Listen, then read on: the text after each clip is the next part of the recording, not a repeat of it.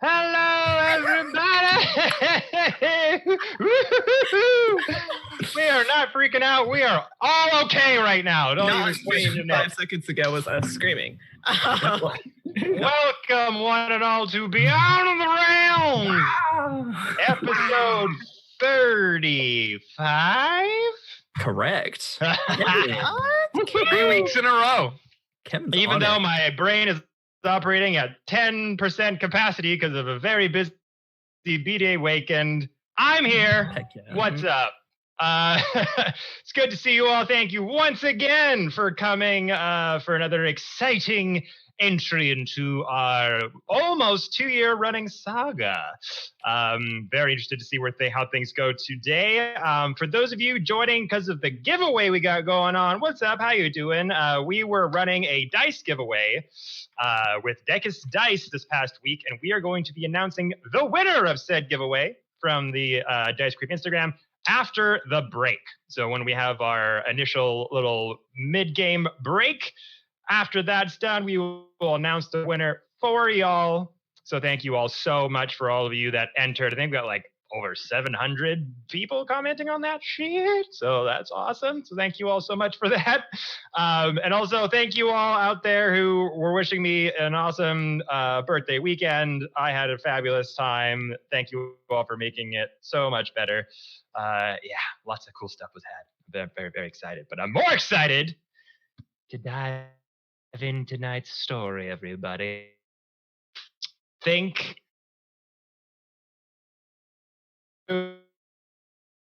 is back, relax, crack those knuckles, get your favorite drink, get your favorite snack, and let's dive into tonight's episode of Beyond the Realms.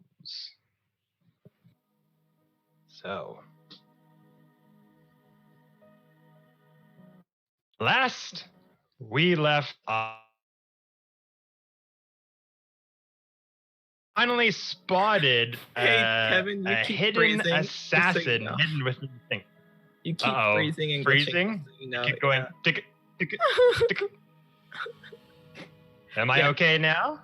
I don't know. You'll stop I think and so. try to say something. You're like, and this is where we left off, and then you disconnect. I'm just Like, doing wait, fluid what? motion. Did any of it stay? I'm warped into time travel poem. Oh. Was all that fluid? No. No. Hey. Oh God. So I'm DMing tonight. Put me in I the mean, DM no. spot. Put me in, coach. Oh no, what happened? We This lost you already. for a second. Yeah. You lost me? Yeah. What is What is? Guys, question for the chat. What is? What I've is? switched to a different internet. What is? What is, guys? What It is? was. I'm gonna move in a motion. This is better. This is better. Way better. This is better. Way This is better. Yeah. Alright. But you literally were like, "What is?" And then froze. Such a philosophical question. Okay, Kevin, All you're right. good. All right. And, We're good. And Yep. Okay, roll it back. everyone, back Roll to it back. ones. Put Roll the it back. teleprompters away. Go over your lines, okay? So let's just. okay. I know it's annoying, but we gotta go through it again, okay? So. Hey, does someone have a copy of the script? No one sent it to me. Oh, there it is. Come on, Ben. Come on, get your lines. I mean, this is totally improv. What? Yes. All right, everyone, crack the knuckles, get your favorite drink, get your favorite snack, and let's dive into another session of Beyond the Realms. Okay. So, last we left off, the party having discovered an assassin hidden away in the theater near the Bifrost in the city of Asgard. Started off last week with a good old battle through a lot of running around, figuring out some clues, meeting some new people in this scenario. you had found an assailant hidden within one of the upper boxes of said theater, with Mr. Fiend putting a hand on a shoulder, a shot being rung out, pretty much sent into utter blackness and darkness. You descended upon the assailant, and a person behind the theater who had turned into a goddamn werewolf kicked off the events of this attempted assassination on Odin, the king of Asgard, on the poet herself. You're not too sure, but a fight did ensue that you all handled very, very well, with Mr. Fiend. Thank you, Kevin. I did my best. Ramira was the OG. Top notch that whole fight. Of course, John, you're taking the reins of Ramira during last week, as the staff had to do other things. Least amount of healing that was ever done by a cleric.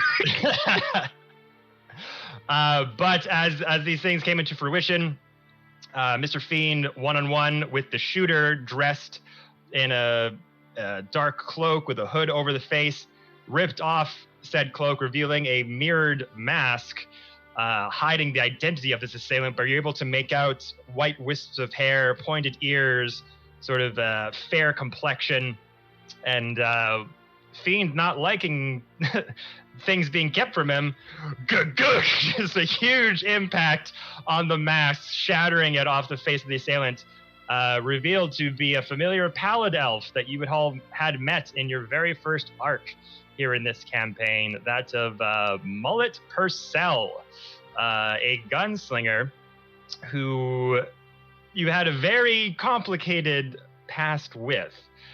Seemingly was here in Asgard, looking a bit worse for wear, few huge gashes across the face and across the neck.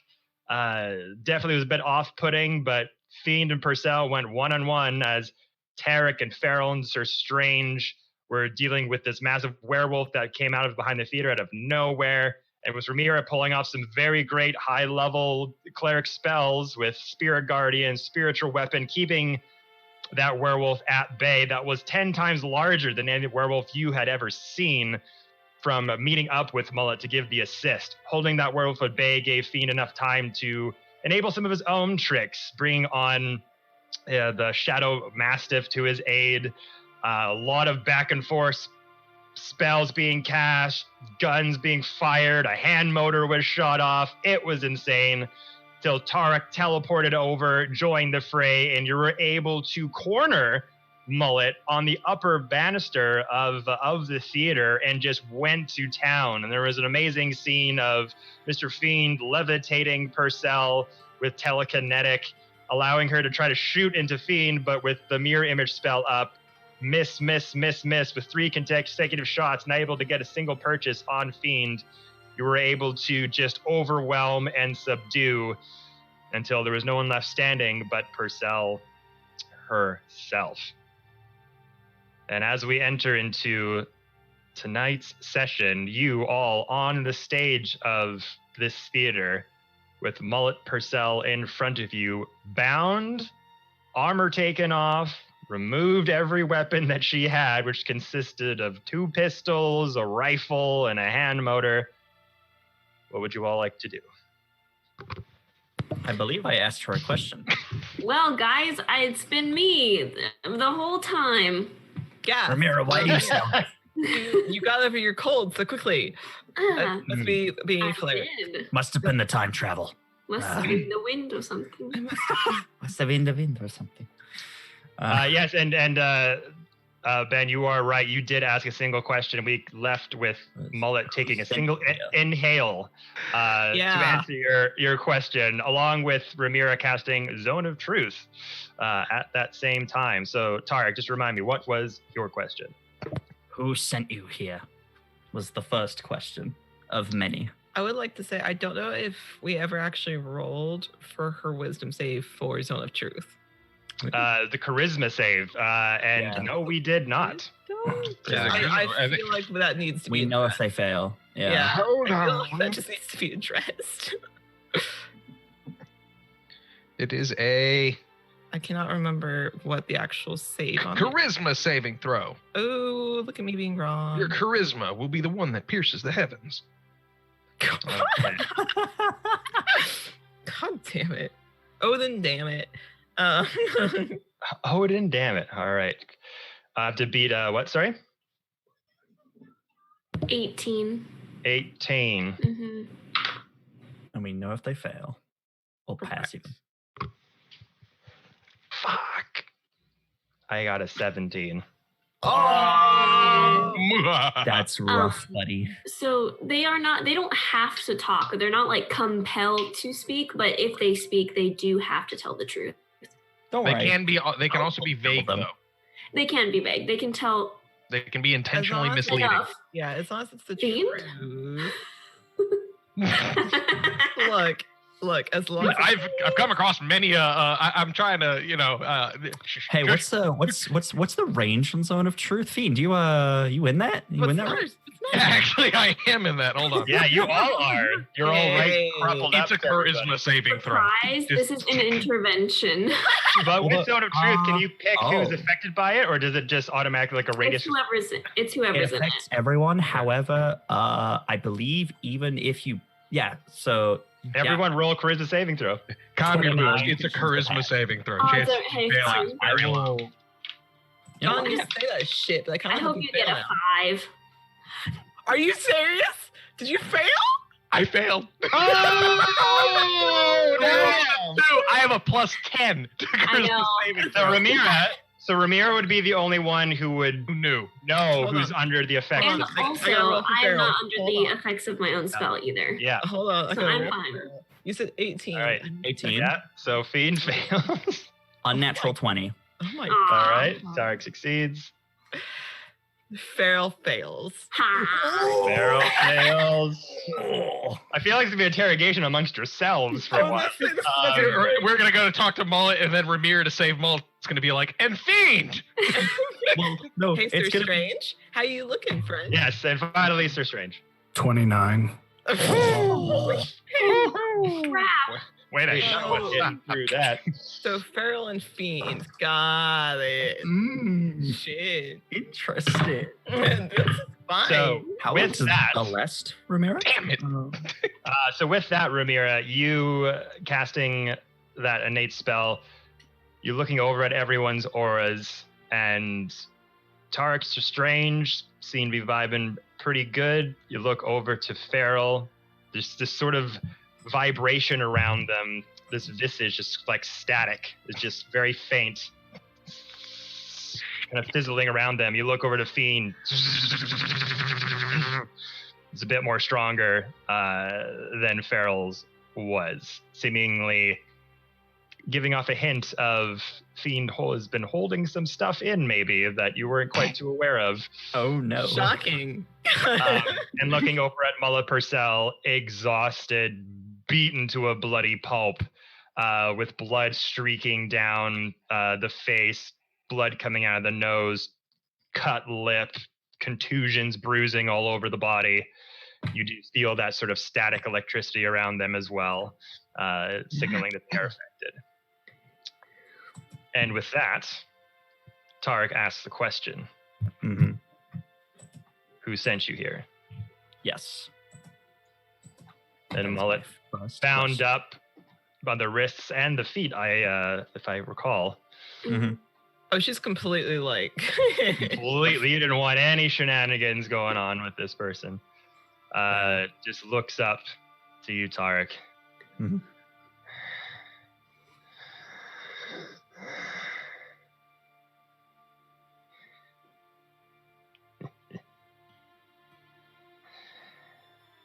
Just smiles at you.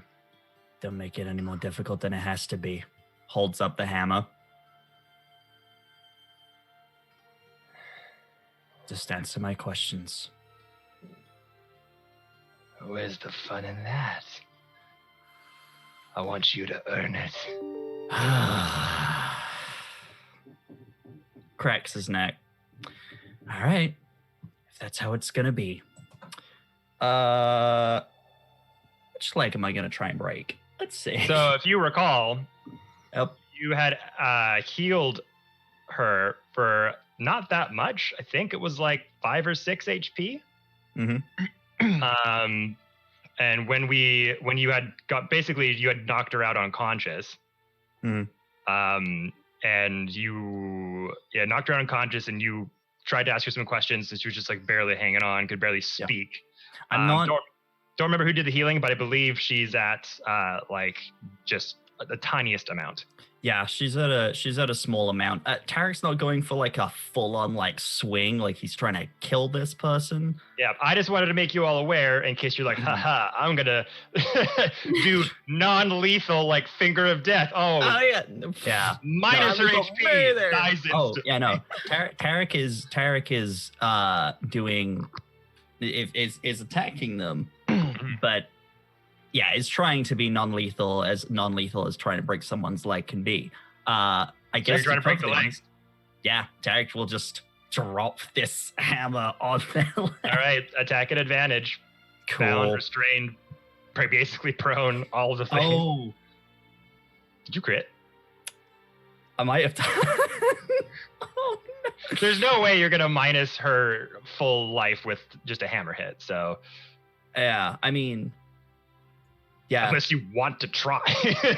No, I don't want to. I am literally just trying to just break the leg, and that is it. So when you do that, you just hammer down.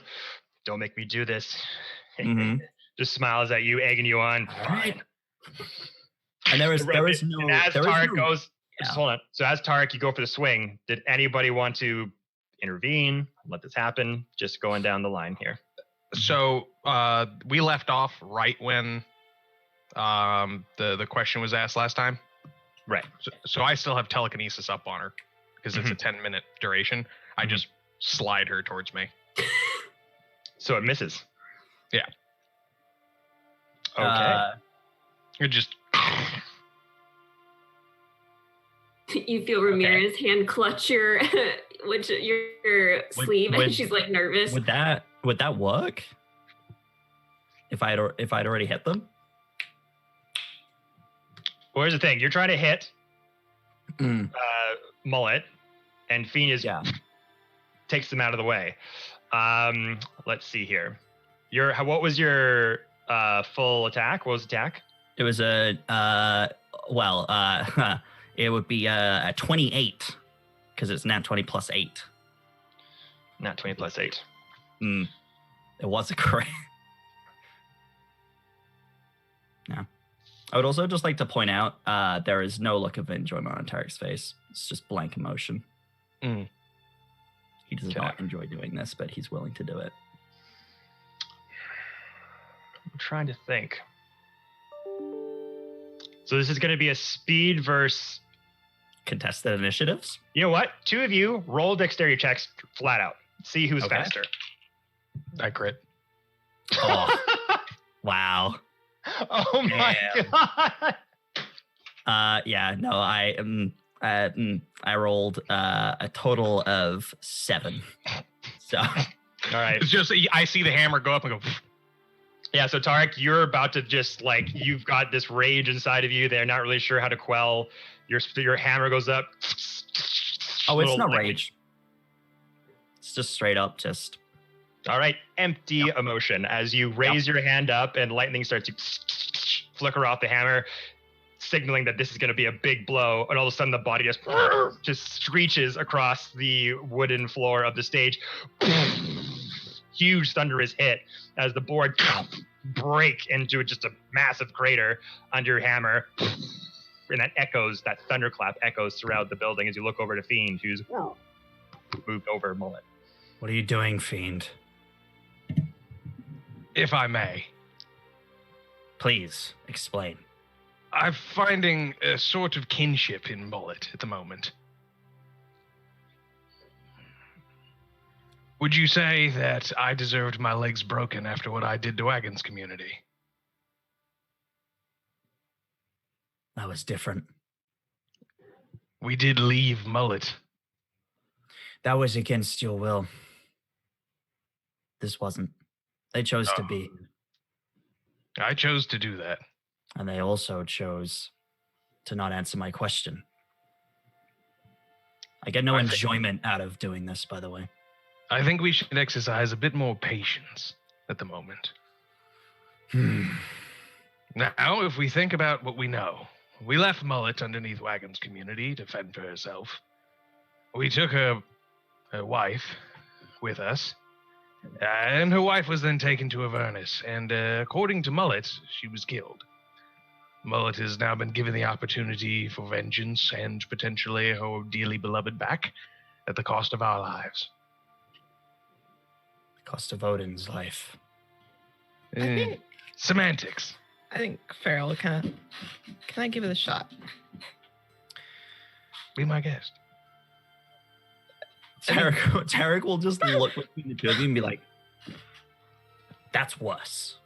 That, knowing what she's going to do, that is worse. Ramiro looks up at Fiend and goes, I think that's worse.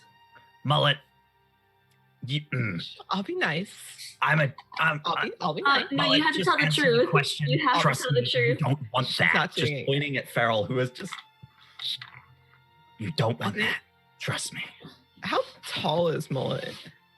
I know she's like telekinesis, but how tall is she? Yeah, so she's a pallid elf. They kind of range in various heights. Some of them are a little bit more on the smaller side, ranging into that, under 5 feet, just barely kind of thing. But Mullet's like not tall, but not short either. Kind of like a mid-range, like a 5'2" sort of thing. Okay, so the reason I ask is Farrell is 5'5". That's why I was like, where in comparison is Mullet to Farrell? Fiend, do you have her up? Do you have her up in the air still or lower? No, okay. She's kind of like pressed to the ground. Okay. I think Farrell will kind of slowly approach. I understand what it's like to have someone ripped away from you. I would rather this not be harder than it needs to be. Would you please answer these questions? She was not ripped away from me. You took her away from me, and it's because of what I do that she stays alive. Is she alive? Yes. For now. Where?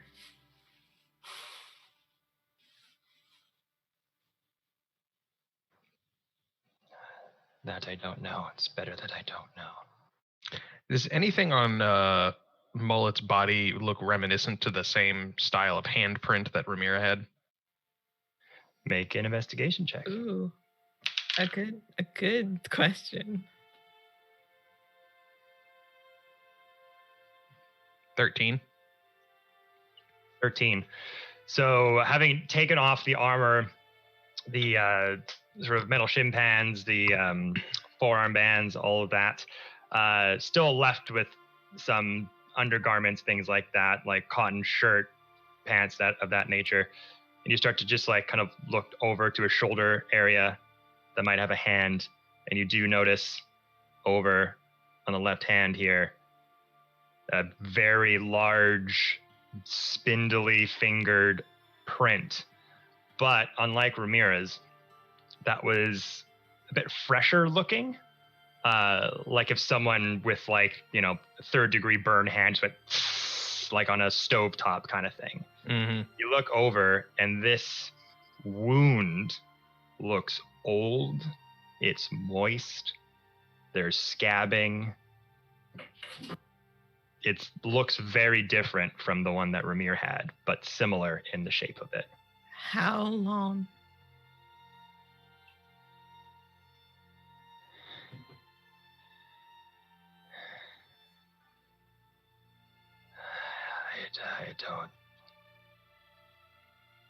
I don't know. Before or after we met? After. And she starts to get like, starts to wiggle out, starts to wiggle out of the bonds, just like remembering. With that, Farrell's I would stop, or I'm going to hurt you. It's not worth the mullet.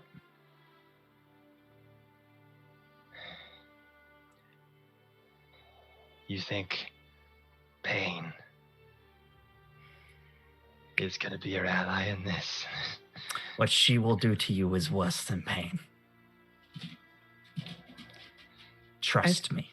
I think, if this is okay with you, Kevin, I would like to roll a history check to see if I can recall the color of Galen's eyes. Roll a history check. All right. Because I didn't see her for long, but that is an 18. That is 16 plus 2. Yeah, so they were a very faded sky blue. Okay. With like twinges of gray kind of in the iris. Okay. So I think Farrell will kind of like get into direct eye contact. Answer the questions, or this is going to be very painful for you. And with that, just blink and reopen her eyes and use Alter Self to change her eye color at the same as Galen's.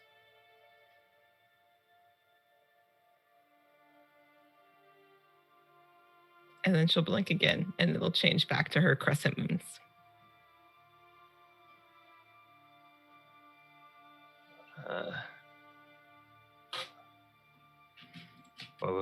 What was that? What? What was what? Worse than pain. What was what? Make Farrell make an intimidation check at advantage with Tarek egging you on there with the At hammer. advantage? Yeah. Yeah, because Tarek's helping you. That's a 17. Yes! It's a good thing I had advantage because the first one was 6 plus 1. So 17. 17. Is that a 20? I'm just almost bounced off the box and fell in. Oh. Looks at you, blinking the eyes. Tarek holding the hammer. Fiend above. Sir Strange Ramir looking on.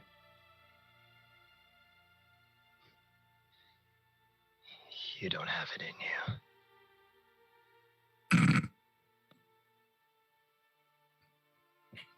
Oh, mullet. Oh, dear. And with that, Farrell's literally just going to go like this. Just hands up and over her face, and she's going to completely change into Galen. Just up and over. She'll just go, oh, mullet. Change and go, you sweet child.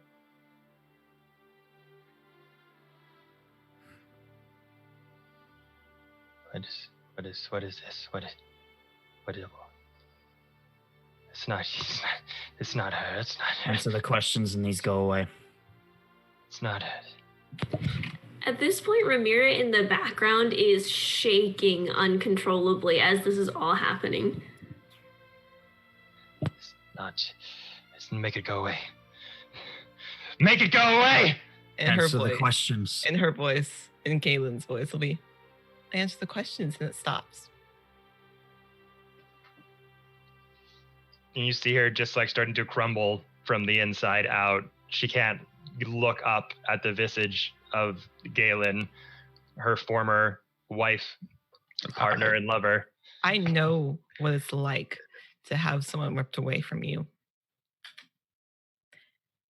Don't make the pain continue, because I would rather not continue this.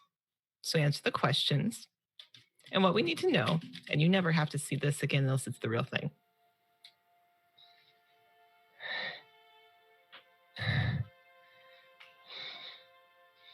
You know who sent me. And looks directly at you, Tarek. Which one? Or don't you know? Do you even know who you're fighting for right now? Because I can guarantee, even if you know a name, you don't know what they're truly capable of. Make her go away and I'll tell you. Make her Answers go away! first. And she just starts screaming. And Answers just first. No, I'll just turn, and in the way that I turn away, I'll drop it.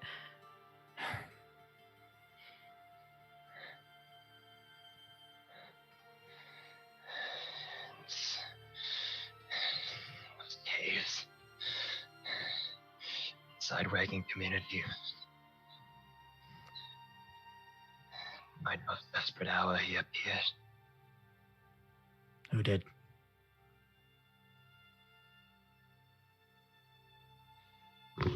I could have never seen those orange, yellow striped things that came out of nowhere. Big, leathery, reptilian monstrosities that move through earth like water. The cave dragons. That's what they were.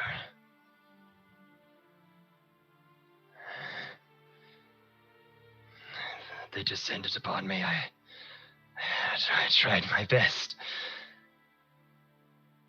It's not enough. And when I was in my most desperate hour, I saw only her face.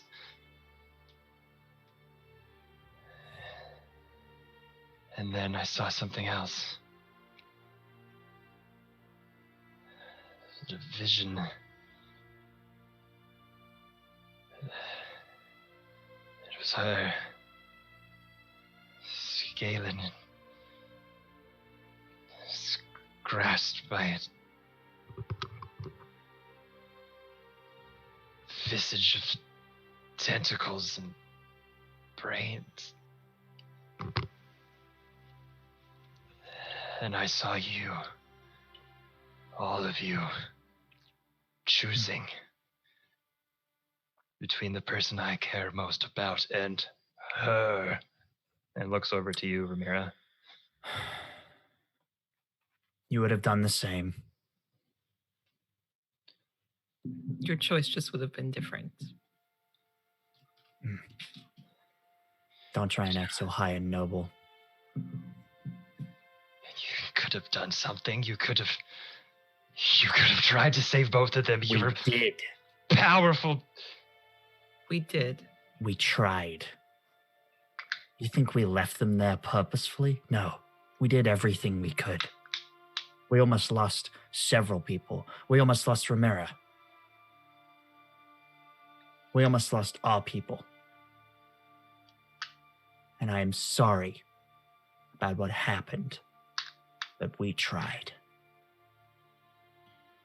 He showed me what was going to happen. He showed me Who did?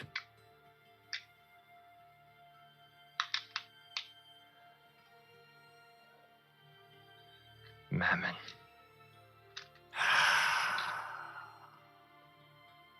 Of course you did. He showed me what was going to happen to her. He showed me the results of your actions and the consequences thereof.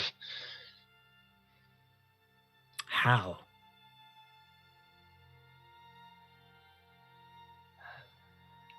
I don't know.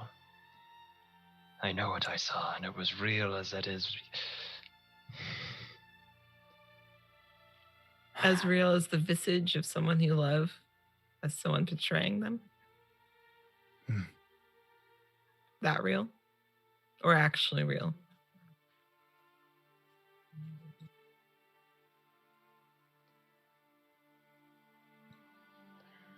She is my everything. I was never going to see her again if I didn't do something. Something happened to her. If not, then I made my choice. What was that choice? What were you sent here to do? And how did you get here? Undying loyalty. For my life and hers. I did what I did to preserve a little piece of light for myself. For her, for something I could keep shining when it all comes crumbling down. And I do it again. I do it again in an instant. I've used that excuse before. With Mammon, actually. Doesn't end well. But we're going to kill Mammon. So that gives you a little peace. Know that. Maybe not today, maybe not tomorrow. But we're going there. We're going to Avernus and we're going to kill him. That's your grand plan. It is, actually.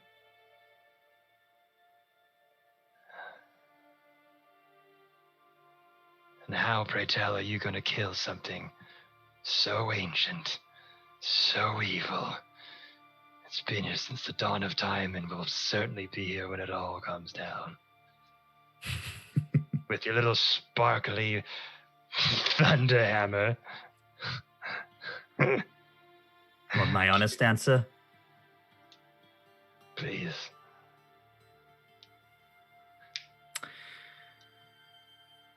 I don't know.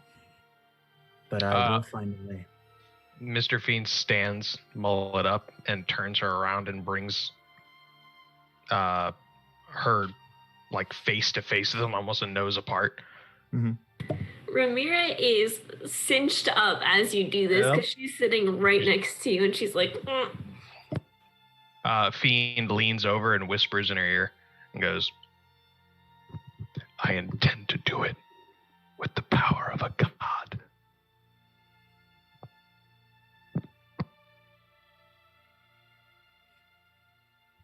This will be our little secret. But just know, it will happen. And then he moves her away and she can see that he is under the zone of truth. So he is not lying. And he has 100% confidence in what he's saying. Oh, shit. would I have heard that since I'm sitting literally right next to you? Well, you're within 5 feet of me. I sure am. You can make contested checks if you like. Oh, shit. What are we contesting? I don't know. It's like if you want to hide it, question mark? It would be like if it would Stealth be perception? her.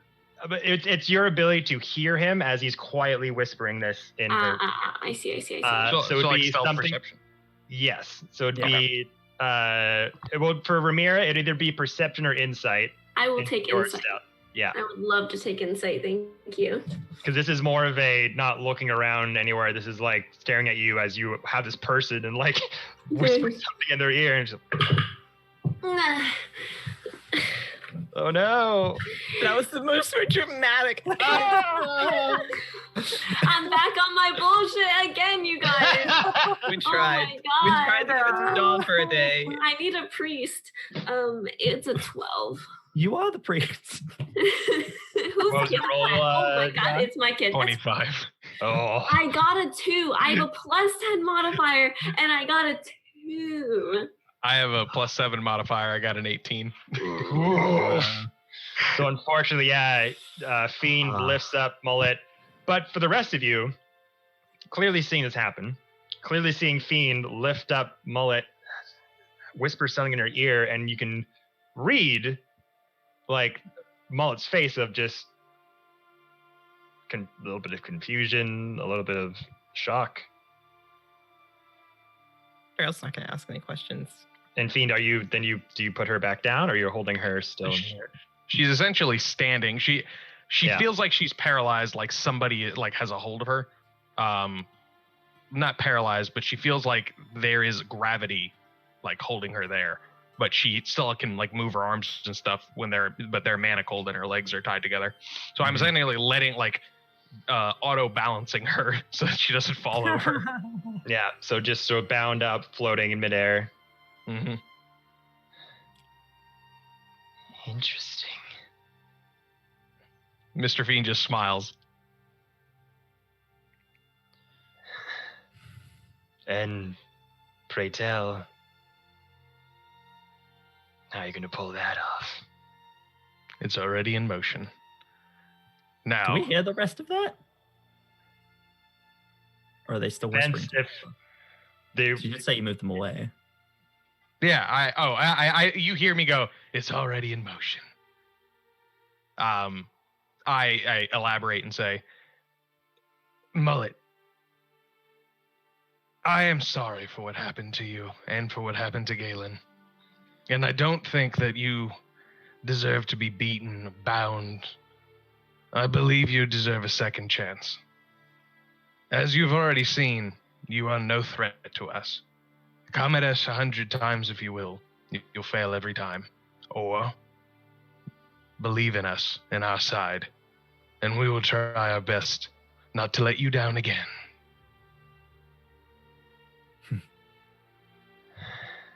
He takes his glaive and cuts off the rope bounding her feet, but she's still manacled. I just would like to know who the target was. Yes. I would like also for everyone's own knowledge, Farrell still doesn't know that the werewolf that she trampled was a person. Just to put that out there. Yeah, big ribs to little itty bitty ribs. It's fine. So, Don't worry about it. Who was the target? The Allfather. Or the poet? Sugar Bear.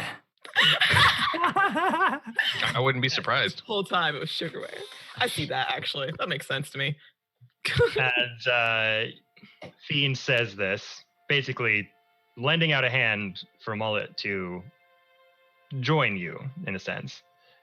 Cutting off the foot bounds, floating up in the air still, I assume. Yeah, she's standing on the ground at this point on her own two legs, but still has the gravity of she can't move. Yeah. She only has control over her arms, but so bound back, her arms bound behind her with the manacles. Here's that from Fiend.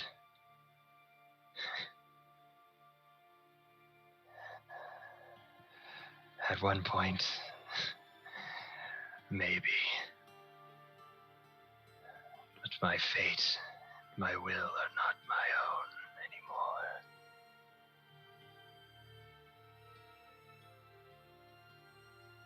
Thanks for the offer. And why is that? Why is it that it's no longer your choice? You think he owns you? Yes.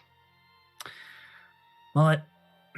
And I'll just step to Mullet and kind of just step in front of them and just be like, Mullet, I used to be in a very similar situation to you with Mammon. I made a terrible decision, betrayed everyone I knew, and joined him because I thought it was the best thing to do. My options were to die or join him. And I'm standing right here. But he doesn't own me anymore. Why do you think that is? It's because I made my own decision. He might make it seem like he owns you, but he doesn't. You just have to have the will to fight it. I can help you.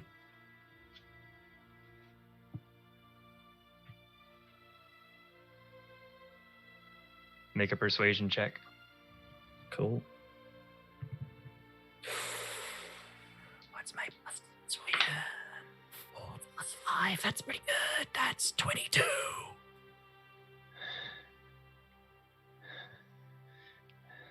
And Farrell, you're no longer dressed up as Galen. Did you put that visage away? When I turned from her, I kind of dissipated that and just had it. And looking up as Galen is, it's difficult to read. It's the influx of emotions coming from her are incredibly erratic. And Tarek, having been associated with a similar bond with a patron of this magnitude, of this intensity. Yep. Operating under this guise is a visceral reaction. The tick of emotions going all over the place, very easily agitated, very easily twisted into a new form of rage or sadness. All too familiar. The soul that she has is not hers. And so in you reaching out to this, saying these things to her, you're seeing a twinge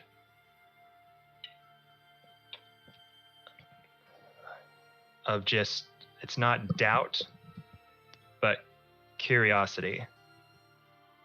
As she's floating there. How can this be possible? The bond can be broken by one who is stronger. The Allfather is stronger. He can break that bond. But one thing I cannot help you with is repenting for what you did. You made an attempt on his life that you will have to repent for. Then perhaps he will be able to save you. But it is possible, and I am living proof of that. As I stand before you right now. Is there some ritual or relic that... What? There is a way. There is a ritual that can be performed to break this bond. Until earlier tonight, I still had somewhat of a connection. He did whatever he could to abuse that. I finally cut it off. I'm no longer associated or connected to Mammon. This power came from Odin. It did. You know, that guy you tried shooting. But part of it comes from that. Part of it comes from yourself. You have to believe that you can change and that you can be better. And then you have to be better. The ritual is part of it. But part of it comes from yourself. I believe you came here with what you believe to be a noble cause. I don't think you're a bad person. Just doing bad things. I understand that feeling. Tell me more about this ritual. Is it a spear that enacts the magic? Is it some particular item that... You gotta answer my question first. I'll Yes. put up a hand to Tarek and be like, Put it that Who's way. the target? Answer the rest of the questions and you'll get further answers.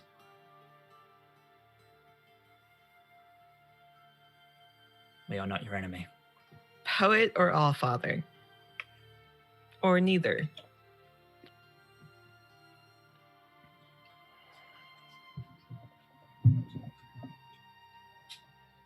Two birds, one stone. My patience is thin. Talk fast. Killed the Allfather and Tarek loses his patron.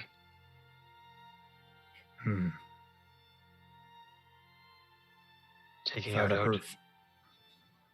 This is true. Taking out Odin and a potential powerful ally.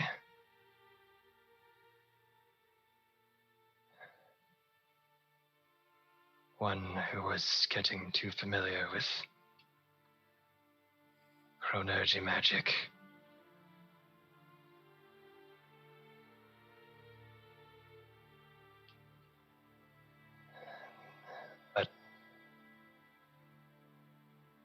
And you see her like struggling, muscles in the neck start to like fidget, almost trying to resist the urge of the zone of truth, trying to find some other way of saying what she's trying to say, but it's just kind of starting and stopping.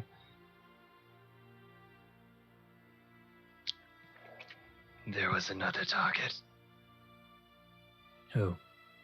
What? How does the ritual work? I've done my bit. How No. does it work? Absolutely not. You get your answers once you finish answering the questions. Who's the other target? Come on, Mullet. You're this close. Think of this as breaking your bond with him. This is the part that comes from you. And even though they're kind of like stuck in space, you will kind of place a finger on her chest and be like, this is the part that comes from you. The ritual just makes it official.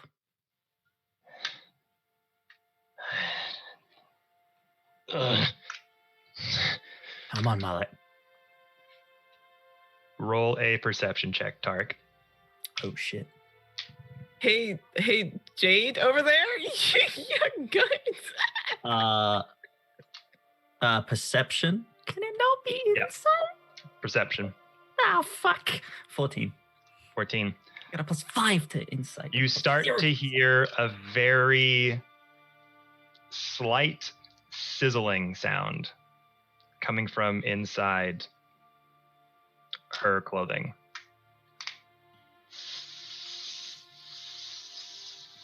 As she starts to wince and go, "Ugh." You can fight it. You can. It hurts, but you can do it. She'll die. No. She'll die, and all this will be for nothing. It will been. They have all of our people, too. He likes to act like he has leverage over everyone. That's what he does. He thinks he's ahead of everyone, thinks he knows how to play people. You just gotta be one step ahead of him. I know Galen means everything to you. But if he still thinks there's a chance, he'll still be alive. That's why all of our people are still there. Because he still thinks there's a chance.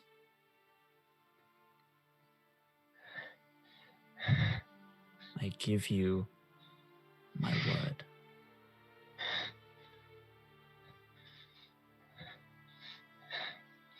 Take out Odin. North.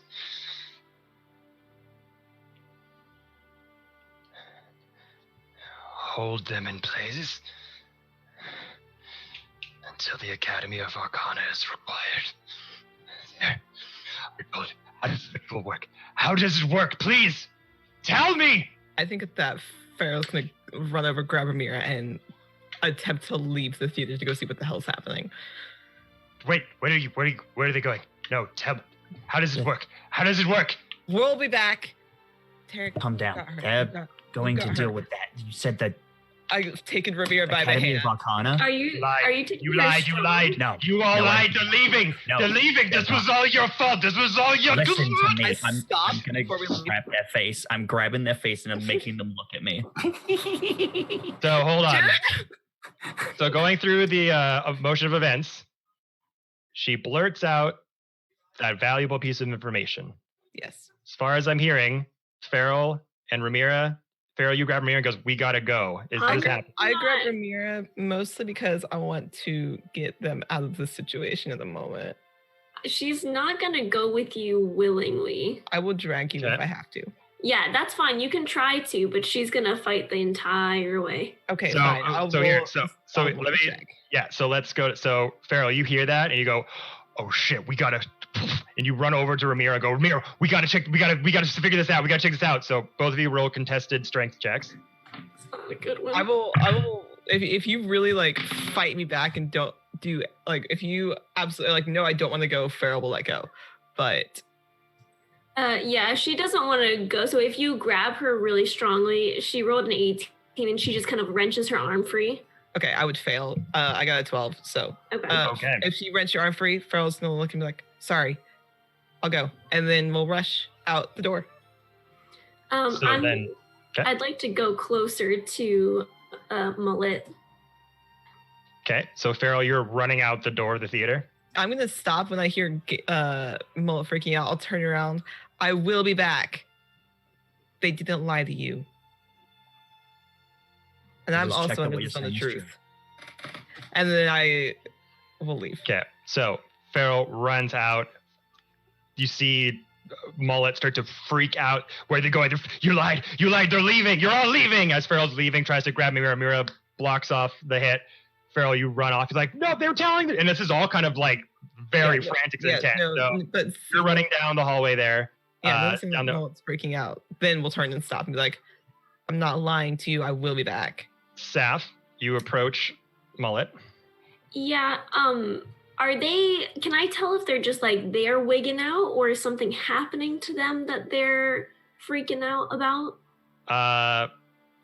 That specific question, make an insight check. Okay. As you're sort of running up to Mullet as they're just having this fit and vibrating and starting to wince in pain. It's a 21. You got a 1? No, a 21. Oh, 21. 21. As you're running up to them, you see this compulsion and this twisting, and the facial tics are frantic and odd and not self-induced. Something is happening to her. I'm going to use my necklace prayer bead to use Greater Restoration just to see if that does anything. So I'm going to, like, they're still bound, right? Like, technically they got can't. manacles behind the arms from feet. The feet are kicking because they are no longer bound. Mm-hmm. So she's going to, like, very gently put her hands out and touch Mullet's face and then activate the prayer bead. To use Greater Restoration. And as she does, she goes, I'm so sorry. And cast Greater Restoration and see if that helps at all. And Tarek, you being directly in front of Mullet because we're having this conversation, did you want to like kind of grab Mullet and be kind of stable? I'm just trying to keep them from freaking out. I'm just trying to just literally like, I will basically be holding the other side of their face as Ramira kind of comes up and places a hand on their face. Yeah, just trying to be comforting, like holding a part of the body and being like, it's okay, just, like, just it's okay. Trying to, just like, probably more like a hand on the shoulder, just being like, I'm staying here. I'm not going anywhere. I'm not lying to you. So you go to cast. Farrell's just checking that what you're saying is true. Go to cast Greater Restoration. Take one of the beads off of your necklace. On the hands. Put your hands on the face of Mullet. The rest of you, that sizzling sound becomes fairly loud at this point. All of you can kind of hear this like bacon being sizzled sound on a hot iron pan. And there's a heat radiating off of her body. And you notice little bits of veins, strands are sort of starting to appear from the shoulder up into that pectoral region. Is the whole like handprint like visible like on their shoulder? Well, so the handprint was hidden under a cotton shirt when Fiend kind of like looked at it for a second just to see if there's anything there. And kind of put it back, and then you just sort of these veins are kind of like coming out from that part. Burning? Can we like see the shape of it through the shirt? So, like I said, it is currently hidden. All you see are veins coming from the shoulder. You do not currently see it. You hear sizzling. It's not like bleeding through the shirt at this point. Can I just? So we'll get to you in 1 second because I'm just going to finish Ramira's thing as she's doing it. Okay. So Ramira, go to clap your hands. Go to cast Greater Restoration. Your vision goes black. Oh, no. Roll a Constitution saving throw. Oh, gosh. Dang it. I don't have a good one of them. Wait, a saving throw? It's a natural 20, though. Oh, let's go. So 21. But one time it matters. Watch it not be enough, though. Watch it not be enough. The 21 total. 21. Okay. So, And Ben, I will get to you in 1 second. Yes, Jared. How far? Add a +4 to that. So above 21 goes 25. Okay. Yeah. It's a saving throw. Nice. So you go to sort of clasp your hands and go around the face. Your vision blacks out. So they're are just seeing infinite darkness. You feel yourself moving in a space. It's like you suddenly were transported. And you're looking around. And then you turn. As you look over to infinite darkness, you turn around behind you, and you're instantly looking at the visage of a dark, long cave.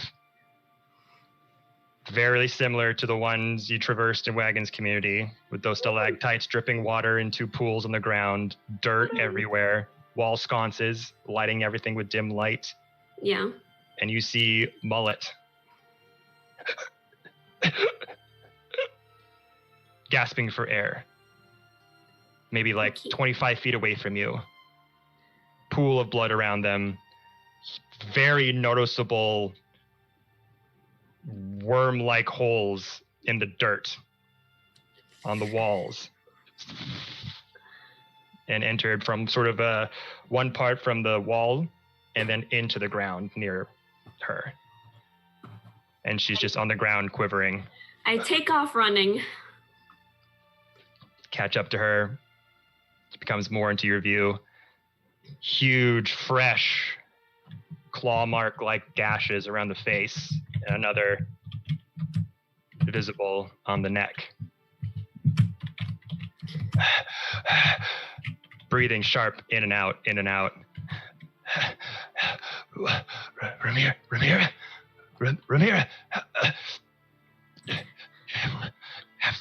Have to save her. How are you here? I'm gonna hold Mullet's face and cast Cure Wounds at 4th level. Okay. If that does anything. And that's going to be 4d8. Sorry. What does an 8 look like? It's 2 pyramids. It's a swirly thing. That's a macro, I think. Okay, give me 1 second. That's 16 plus 5. That's 21 points of healing. 21 points of healing. Mm-hmm. So, go up to them, cast Cure Wounds, radiant light coming from your hands. Does nothing. And so she's gonna frantically try to see, I guess, assess the situation of like, is this real life? Like, are we in a different plane? She's just trying to figure out like where she is, or when she is rather. Make an Arcana check. Okay. Oh my God. It was an 18 and then it went bloop to the other side. It's a 7. It's not good. 7. You definitely get the sense that you're not for all intensive purposes, like, you haven't time traveled. Mm-hmm. You know this construct, is it a memory? Is it someone showing you something? Is someone trying to trick you? It feels extremely real. Like the smells of the dirt, of the water, crunching through the ground, moving through your boots. You go to touch Mullet and you feel the material and the armor on your hands. You go to try to make them come back up. She's realizing that like the healing isn't working and she doesn't know exactly where she is. So she's essentially going to do like end care of when people are like passing or when people are very uncomfortable, and she's going to pull Mullet into her arms. And she's just going to try to be as comforting as possible, just kind of like stroking her arm. Now you listen to me, okay? You listen to me. And she's going to pull her shirt down to show the same mark. Yeah, it's there. And you and I, we're the same, okay? I'm going to find her, and I'm going to make sure. I don't know what I'm going to make sure, Mullet. I don't know what I'm going to make sure, but I'm going to find her. And we're going to go to Avernus, and I'm going to find you too if you end up there. Okay? How did you look at me. You look at me. And she's going to grab her hand and put her hand on her chest and like breathe with her to help like reassess her breathing. You look at me, okay? We're the same, you and I, right here. Okay? But you are better than this. I don't know if I am, but you are for sure.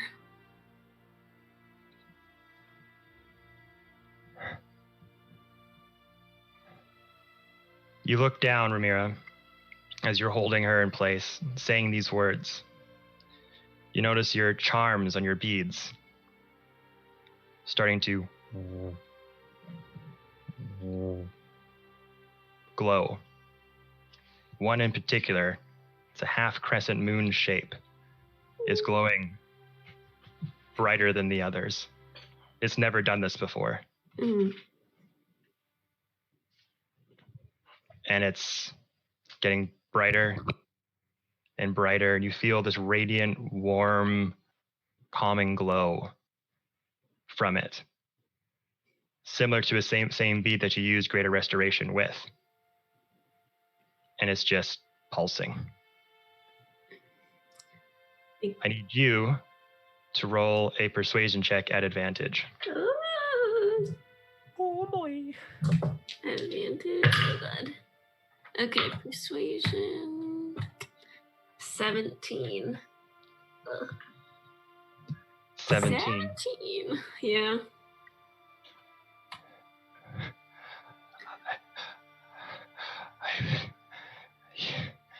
I made a deal. I can't go back on it. I have to. We can always make different choices. Always.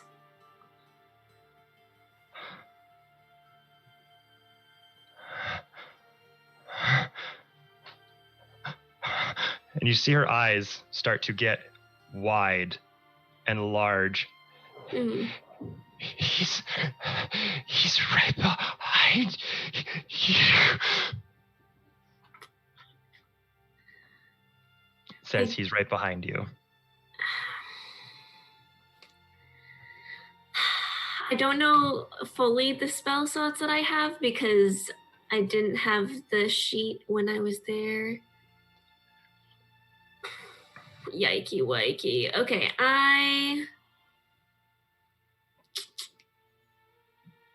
god, I don't know. I guess I'll put Spirit Guardians up at 4th level. Okay. So, do you look behind you first, or do you just do this innately before? Yeah, she doesn't look. She just puts them up. Okay. What do your Spirit Guardians look like as you create this 15-foot radius around you? I think they're just small, like moon pixies. They're like little white and blue, and like they have little pink moons and stars and golden stars that come around them and whatnot. Okay. So you do that holding, and you just see these wide eyes looking past you. You take a deep breath. Don't look at him. Just look at me. This radiant, beautiful, angelic glow with all of these ornate pixies, all in very distinct dressing with tiny little wings, just start fluttering up in almost an ethereal ghost-like visage. And it's creating this warm glow in this dark, cold cavern that you're in. And you're not looking past you, and you just hear a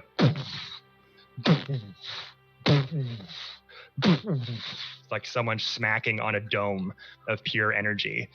As Melissa, no, don't look at him. You just look at me. Look at me. Look at me. Look at me. You and I are here together. Don't worry about him. It's just you and me. And if she has to, she'll guide her face gently back to her eyes. You look at me. You just focus on your breathing. And every time you say that, that bead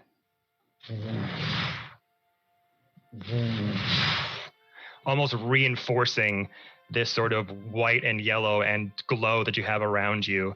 And it's getting noticeable from you now. You start to see the sphere kind of these wisps of arcanic radiant energy are mixing in with your spirit guardians, kind of like almost like a soap bubble, this iridescent mixing of angelic oil just all around you as the bubble's getting bigger. She just kind of clutches Mullet closer so that it's harder for her to see, kind of like holding a child against something scary. And under her breath, she just starts reciting like prayers that she's learned from temples, specifically to like the Moonweaver. She doesn't say anything specific. It's just kind of like a traditional prayer of like protection and whatnot as she's holding on to Mullet. And if she has to keep redirecting Mullet to her eyes, she will continue to do that. Okay. You say that prayer. Mullet's going to make a Constitution saving throw. Oh, God.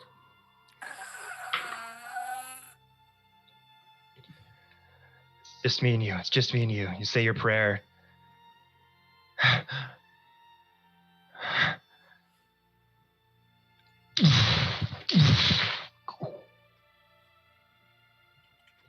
That loud pounding noise dissipates and stops.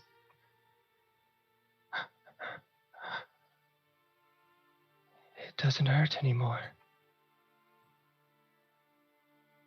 Ramir just starts crying. Like she's her face doesn't show that she's upset, but just she has small tear strands coming around, like coming out of her eyes.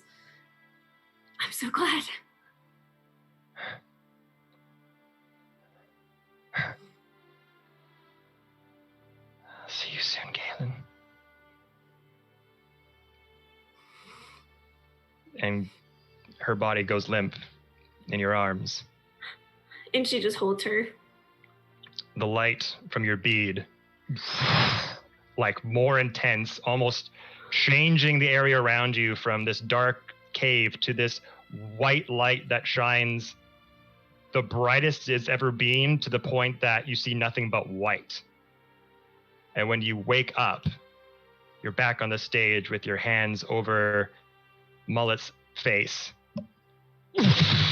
You get pushed back into Tarek's arms. Mullet floating there in place with Fiend. Suddenly her eyes, this white radiant light shines from her pupils and just starts like freaking out. And you see the tendrils that were going down the arm start to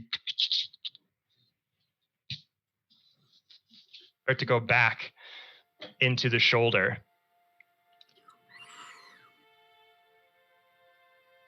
And then she, and almost like a hush falls over the room as the frustration, the squirming out of the body holds for a moment.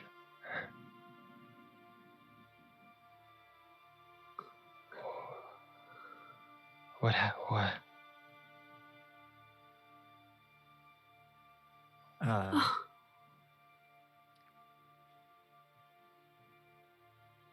Sorry, go for Zeph. You're gonna have to get to Galen another way. You're free now.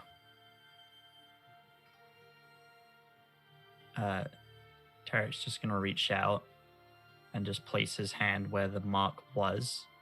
And Yeah, it's still pretty visible. It's not cleared. The tendrils just went back in a little bit, but yeah. He's You place going his to- hand on it? I mean, not directly on it, because he's not putting his hand under the shirt. He's just placing it over where it vaguely is. Oh, I thought you were like, yeah, partner. I'm like, on a sunburn? No. So the mark is still like there. Do I get the sense that it's still? It seems like whatever Ramira did has caused some sort of disruption. The tendrils are going back into the wound, but the wound is still like not sizzling as loud as it was before, but it's getting quieter and quieter. Right. Cool. I'm going to place my hand over it. Just gonna close my eyes, and I'm just gonna. No idea if he's listening, but I'm just gonna say in my mind, "Let her go," and I'm gonna cast Healing Light. Not cast. I'm gonna use Healing Light. That is 5d6 healing back. 5d6. Do you want me to roll that, or do you want to roll it? Go for it. You can roll that. Okay. Cool. That is 21 healing. 21. Yeah. So you go over to near where the wound is, Mm-hmm. have that thought. The tendrils start to go back up into the wound. Flash of radiant light comes from your hand, which for a lot of you is a very different visage than what you've normally seen Tarek do. Still getting a little bit hard to get used to it. Flashing light goes on, and that sizzling starts to stop. And you look over at the wound, and that fresh, scabby leftover. The scabs are starting to flake off, essentially, coming down from the shoulder region.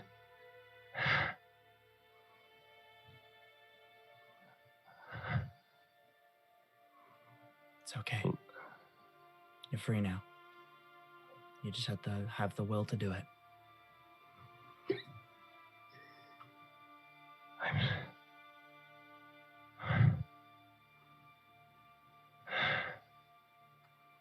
Thank you. Oh, I'll just Did catch she the... die? It's more like her head slumps over because she's I was still gonna like say- a marionette in midair. Can I do a Tarek will go pulse to catch check? him anyway. That's great. So she's in the air, the head goes down. You want to make a medicine check? Yeah, I want to like pulse check her, like, ayo, fam. Tarek will just be like awkwardly, like, I guess it'll probably look like Tarek's feet are off the ground at this point. expecting her to like fall forward, kind of forgetting that she's being like held there. Just be like, oh, just like As- try and keep her in place, and then be like, oh, As she goes to No. do like the medical checks and stuff like that, she goes, Fiend, can you let her down, please? Thank you. just lower her down for you. Okay, make your medicine check.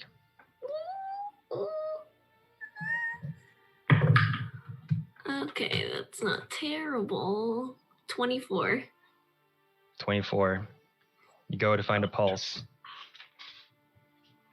Nothing. Gosh, dang Oh, it. She did you're go kidding. the central way to Galen. Rest ticket.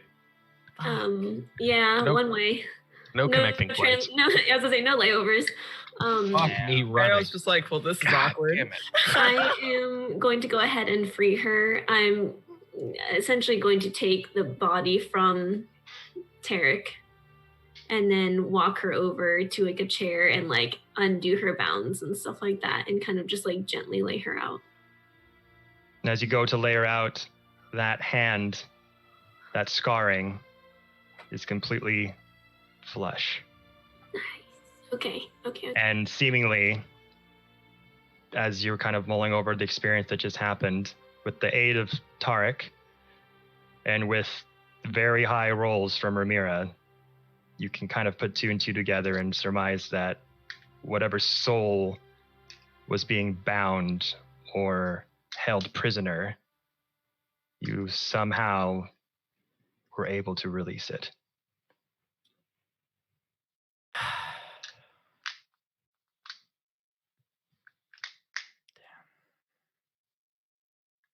She kind of, when she has like addressed Galen's body, or not Galen, Mullet's body, and laid her out and made sure that she is like no longer bound and she's pretty much, it's as like respectful as she could be. Ramira just kicks an instrument like across the stage. And she doesn't talk very much, but she just kicks an instrument and just starts pacing hardcore back and forth. And that's pretty much like all she can handle. She's just a quiet, fuming, like pace back and forth.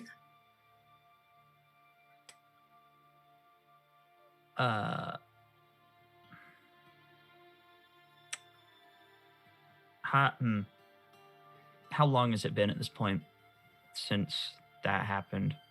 I mean, it's a minute. Like, Okay, so it's only all right. it so it's literally less just than- happened, and then Ramiro Okay. kicked an okay. instrument down. We can bring her back, right? Do we have the diamond? I need a willing soul to come back. Willing. And something tells me that she won't. It's worth a try, though, isn't it? She'll want to come back to save Galen. She's free now. She can make that choice herself. Surely. Just look around to the rest of them, just hoping. Heaven, could I assess that she, like, what the likelihood is, since I've had to revivify people, I guess, in the past, like, the level of, like, willingness, or based off our conversations and, like, the final moments, like, if she would be willing to come back? If not, I can just, like, try it and keep it moving, but, like... Yeah, I'll let you roll an insight check to kind of, with your interactions with her, especially that very intimate moment. I got a 1. Oh. So it's literally an 11, but it's a 1. It's an 11, though. Yeah, it's a 1, but it was my modifier. 1. Yeah. I mean, with a 1, it's not a you have no idea, because that's a bit far-fetched, but I mean, I'm very upset. You can't. You're dealing with a flurry of emotions. You don't know what that was, how that happened, why that happened. You're still a little affected by it. Whether if you're not, let's just say you're not 100% sure if she would accept. It could go either way. You're just this is new territory kind of thing. You've done resurrection spells before. Usually it's somebody who's like an ally in battle. Of course they're willing to come back. But the variables of this being, again, with that 1, will she be happier in this afterlife waiting to meet Galen? Will she want revenge from Mammon, doing what he did? And does she want to make sure Galen stays alive on this plane? Right. I mean, it's hard to, there's just so many variables. It's hard to determine from that check. It's the side of clerics nobody thinks about. Yep. Tarek, I don't know. I don't know. Try. I don't. Tarek, try. Please. Do we have a diamond? I don't know. I have to check in my pack, actually. We do. I know we had 2. We used the small diamond to res Tarek. Oh, wait. No, you're right. I have 1, it says in my pack. Oh, there you go. Did we buy one or get one? I think we bought one because I would have taken it out of my pack. Like, I keep all of my stuff up to date. I don't remember, because I know we used one on there and we used one on Tarek.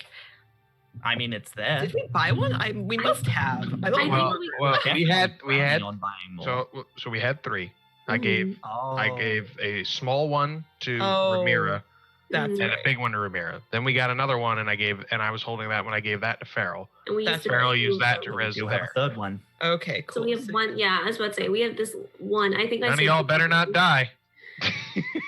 Keep using this shit on NPCs. Literally. I'm buying more. I like how you said that we used one on Tarek. As like Ramirez pacing around, she just goes, Tarek, stop.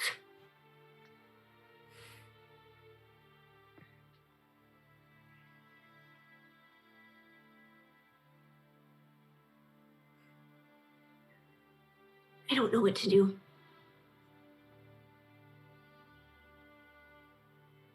I can't keep bringing people back who die all the time like this. And if she doesn't want to come back, it'll be like bringing her to hell. Does Mr. Fiend know whether or not you can even revivify somebody who wasn't inhabited by their own soul when they died? That would be a good question.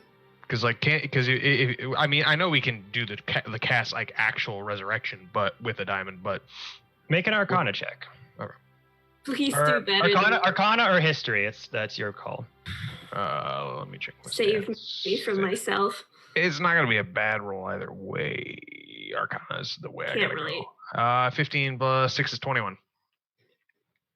21. So the idea being, can you resurrect a person whose soul isn't completely under their own control, that was owned by somebody else, basically?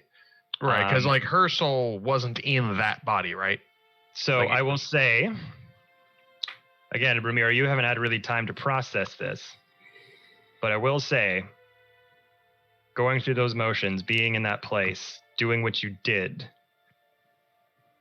if you're doubting yourself on whether there's even a soul to bring back,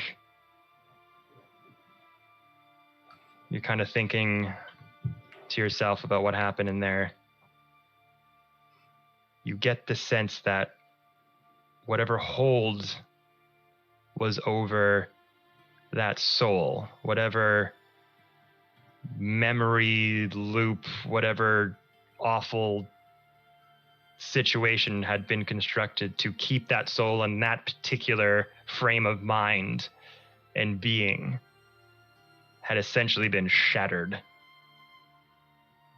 by whatever had taken place. So safe to say that had you tried to do a resurrection and that not happened, maybe wouldn't work. But essentially you've freed the soul that was being held captive. So it's possible, essentially.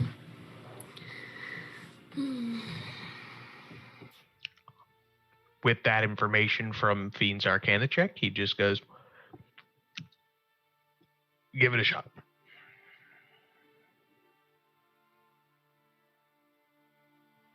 Sorry, I shouldn't have asked that of you. Can't keep asking that of you. It's not fair.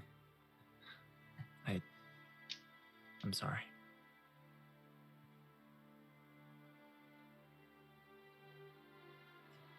Tarek will just step back from the body.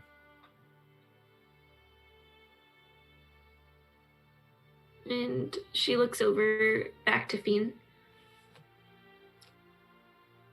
You said you were similar. Would you want to come back? Mr. Fiend's like propping up one of the chairs that have been knocked over for the like where the band sat, and takes a seat and crosses his leg. Of course I'd want to come back. There's purpose.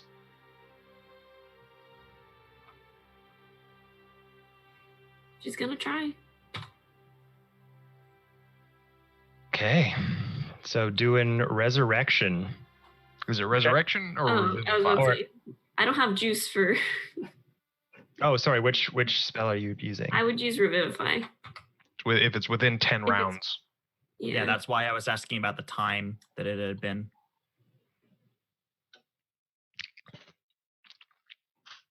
Okay. Because I do have enough. Oh, I don't have Race Set on me. LOL. I can do that tomorrow if we really want to. Oh, wait, I do have Race Set. Just kidding. Joke's on you. And by you, I mean me. So you have, how many times have you done Revivify so far? In general, 2. Yeah. No, 3. 3?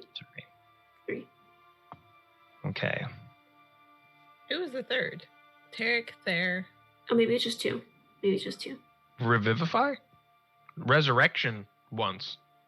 And no, then it's the Dryad.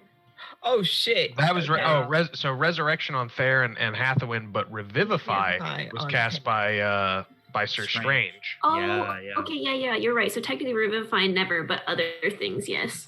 Mm-hmm. So for Revivify, given the circumstances of all this, I'm going to have you roll a check. It's going to be roll d20 and add your spellcasting modifier.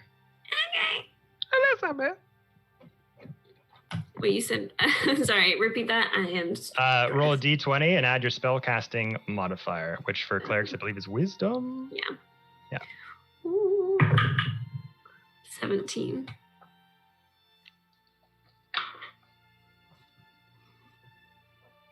I'm sorry, that's incorrect. Wait, no, that's the spell attack. Just kidding. Okay, 5. 17 is correct. Okay. how do you sort of display your revivify? Do you place the body in a certain way? Do you set up a little mini ritual, or is it just sort of lay the body down, clap the hands, and just try to connect to that soul to bring it back? I think she's going more straight to the path of revivify at this moment. She's just gonna lean on her knees, do some hand motions, and then kind of bring her hands over the body to try to bring the soul back. Okay. So you all see Ramira once again go over to the body of Mullet, lifeless, on the ground. Kneels down again, just saying to yourself words of affirmation. Just please, please, please, please, please. Radiant light radiating off the inside palms of Ramira's hands, almost like this white ethereal fire almost coming off. She claps them together, the inner palms lined with radiant warm light. Put it back onto the chest of Galen. Suddenly you're in that motion again of being transported, this time pure white construct all around you.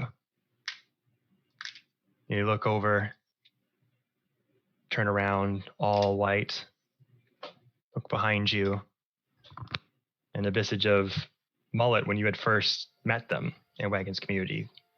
Again, fair bit off in the distance, 20, 25 feet, just like walking. It looks like she's looking for something.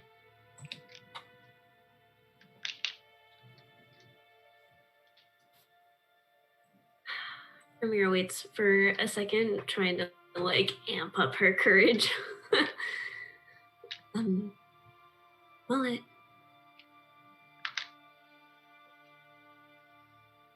I'm over here. Ramira? Hi. She start walking over to you. Hi. How are you here? I was looking for something. I don't really know what though. It's funny like that sometimes. Do you know where I'm supposed to go?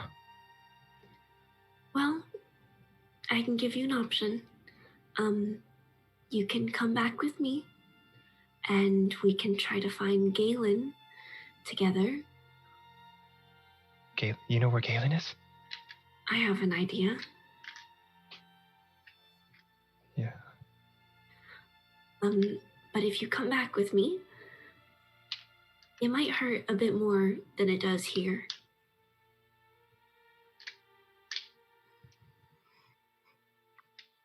Is Galen in trouble?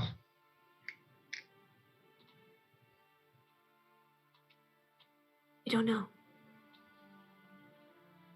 Oh.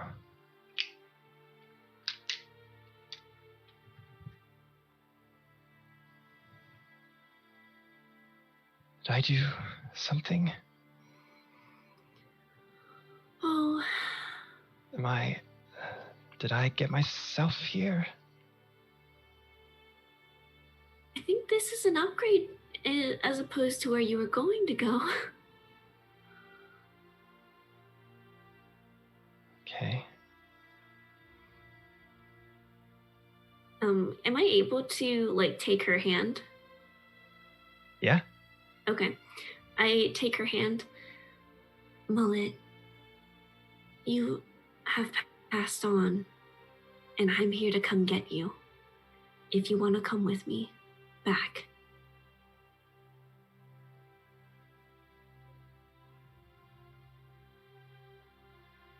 Is Galen there?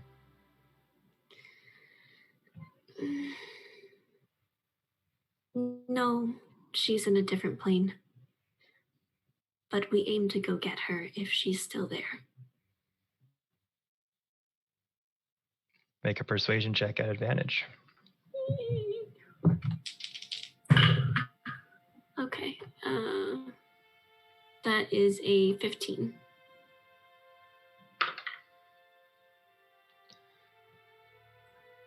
You say that to her, pick up her hand, and you see this look on her as you make this connection with your hand, and she suddenly looks up. Roll a perception check really quick. Natural 20. You look in her eyes, around her irises, and you suddenly see, almost looks like 2 movie screens being played out in front of her eyes. Mm-hmm. And you can make out multiple images, faces of people, of meeting you, the Frostbreakers, of Galen, of the Elder Brain fight, of everything. And she's just like looking around, blinks fairly profusely, like all this wave of information is suddenly coming into her, and just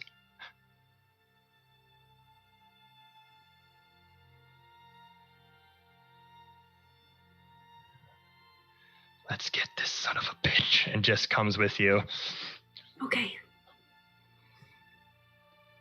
And as you walk with Mullet hand in hand down to this infinite white, you suddenly find yourself back in the theater.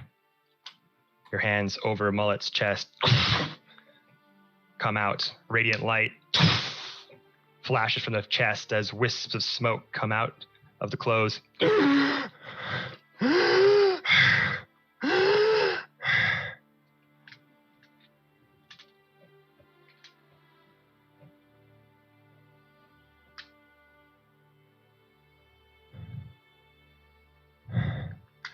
What do you need of me?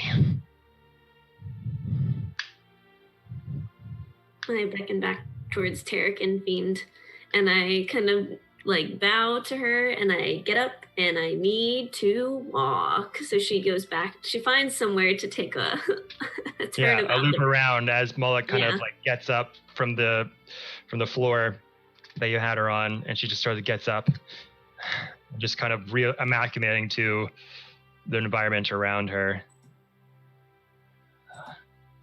I am so sorry. I'm so sorry for what I did.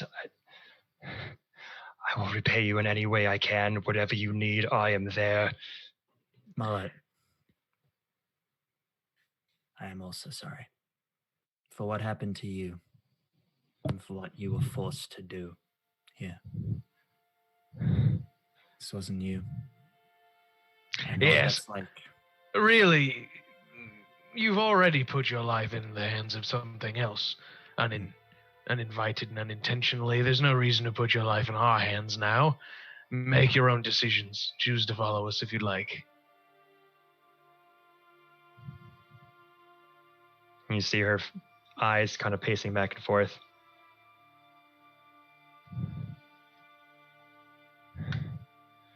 I want to take down this son of a bitch. If that means teaming up with you guys for a while, I'm all for it. If Galen's fate can finally be in my own hands, my own 2 hands, I am taking that chance. If you need an ally, I am here. I don't care where we are, I don't care what we do. Tell me what you need. I will do it. Question. Do you know where you are right now? Tarek's like in this moment is just with doubts like, wait a minute. Do you know where you are right now?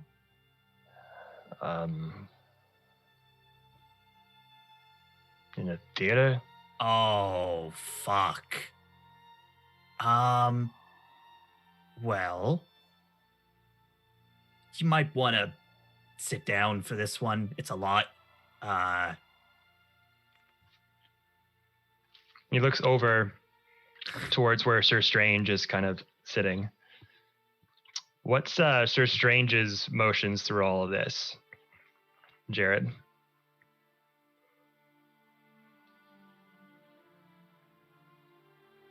I think with Sir Strange, with everything going on, and the fact that they know very little of the circumstances, relationship of Mullet, and are only going off what they hear, they're pretty observant. They've learned enough throughout their travels that emotional responses when everyone else is having emotional responses isn't good for a particular situation. So they're neutral. but they're also contemplating what happened because there's some missing pieces of what they did. So that's what's been on their mind. In my head right now. That's what was going on. But yeah, Sir Strange is pretty neutral about the situation. Their eyes will keep on tracking, like from the corner of their eye will keep on tracking on Ramira. But they don't do anything in particular, just observing. Okay. Then they observe Mullet. They're observing everyone, basically. Okay. Sir Strange is kind of just keeping a watchful eye on the situation. They'll have their counter spell ready. Oh yeah, I have that written down. Ramira kind of walks off a bit, getting sort of acknowledging all the things that just happened. What do you all like to do?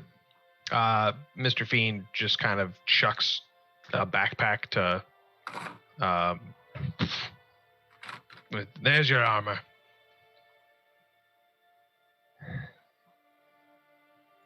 Thank you. I know it's not going to be easy to win back your trust, but do what I can. Fantastic.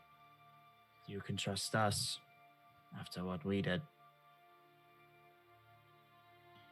You see Fiend is choosing his words very carefully as he knows he's under the zone of truth. So he's been talking muy pequeño. Very little. We've both wronged each other before. So let's call this neutral ground. With us, at least. There may be some explaining that needs to be done with what happened here. But at least with me, what's the phrase? Shit happens. Shit, speaking of shit happens, I forgot to mention. There was a giant gold light coming from the Academy of Arcana as I was coming back to see what was happening with the play. You mean that giant gold light that Farrell's currently running towards? Oh, yeah. Fiend passed it on his way back to... So I was going to actually switch over to Farrell, who you didn't stay behind, correct? You just bolted it when all you saw was Galen. I have no idea that Mullet even died, nor came back, nor anything that's just happened. Okay. So Farrell, as you ran out of the theater back into the city of Asgard, you'd been in here for a while now. So there's not a lot of, you would kind of have if you weren't really sure what the outside was going to be like, if there'd be tons of people there or nobody there. And as you get out of the theater box, you just see a line of Asgardian guards, spears in hand, shields up. There's like a garrison of them outside the entrance of the theater, just stationed there. As you kind of open up the door, they're always like, hold! And they go, whoa, get their shields out. Hello. What is going on in here? I'd be a little more concerned about what's going on with mages. Have you already checked on that? When bright surges of strange magic occur, the Academy closes itself off. So it's closed off. Standard procedure, usually. What are you doing inside, and what the hell was going on in there? Well, I mean, you can thank us later for saving Odin's life, but currently I would very much like to get to the Mage's Tower, so if I can go, please. Who's in there with you? I think the rest of the Frostbreakers and your future God of Thunder have the situation handled. It's handled. Do you require assistance? Do you want us to come in there? No. I think it's handled. I think that I think the future God of Thunder and the Frostbreakers have it handled. Because all of you come with me. What do you need us to do? I need assistance getting to the Mage Tower, and I would very much appreciate if you clear it out from all of the panic earlier today. If you could do that. I'm sorry, but We'll give strict orders to station here. Okay, if you're stationed here, will you at least let me pass? Make a persuasion check. Me and trying not to die. Kevin over there, or John over there, just also that's an at 20. So as you get out, and you're just like, whoa! These Barrel spears, gets shields after you, just like, can I go? And having witnessed the ceremony, your allegiance in this matter, they're a little wary just because this huge surge of chronergy magic basically erupted from the theater, and the city is just kind of on high alert, and nobody knows what was going on. So you say that, and they just kind of look at each other like, yes, you may go. And they kind of just part. Thank you. I would wait out here. I think the God of Thunder was holding an interrogation or something or other. I'm gonna go and walk through. Okay. And then as soon as I get past the guards themselves, I'm going to break into a sprint. Okay, make an athletics check. Yay, athletics. It is my athletics. It's a -1, along with nice.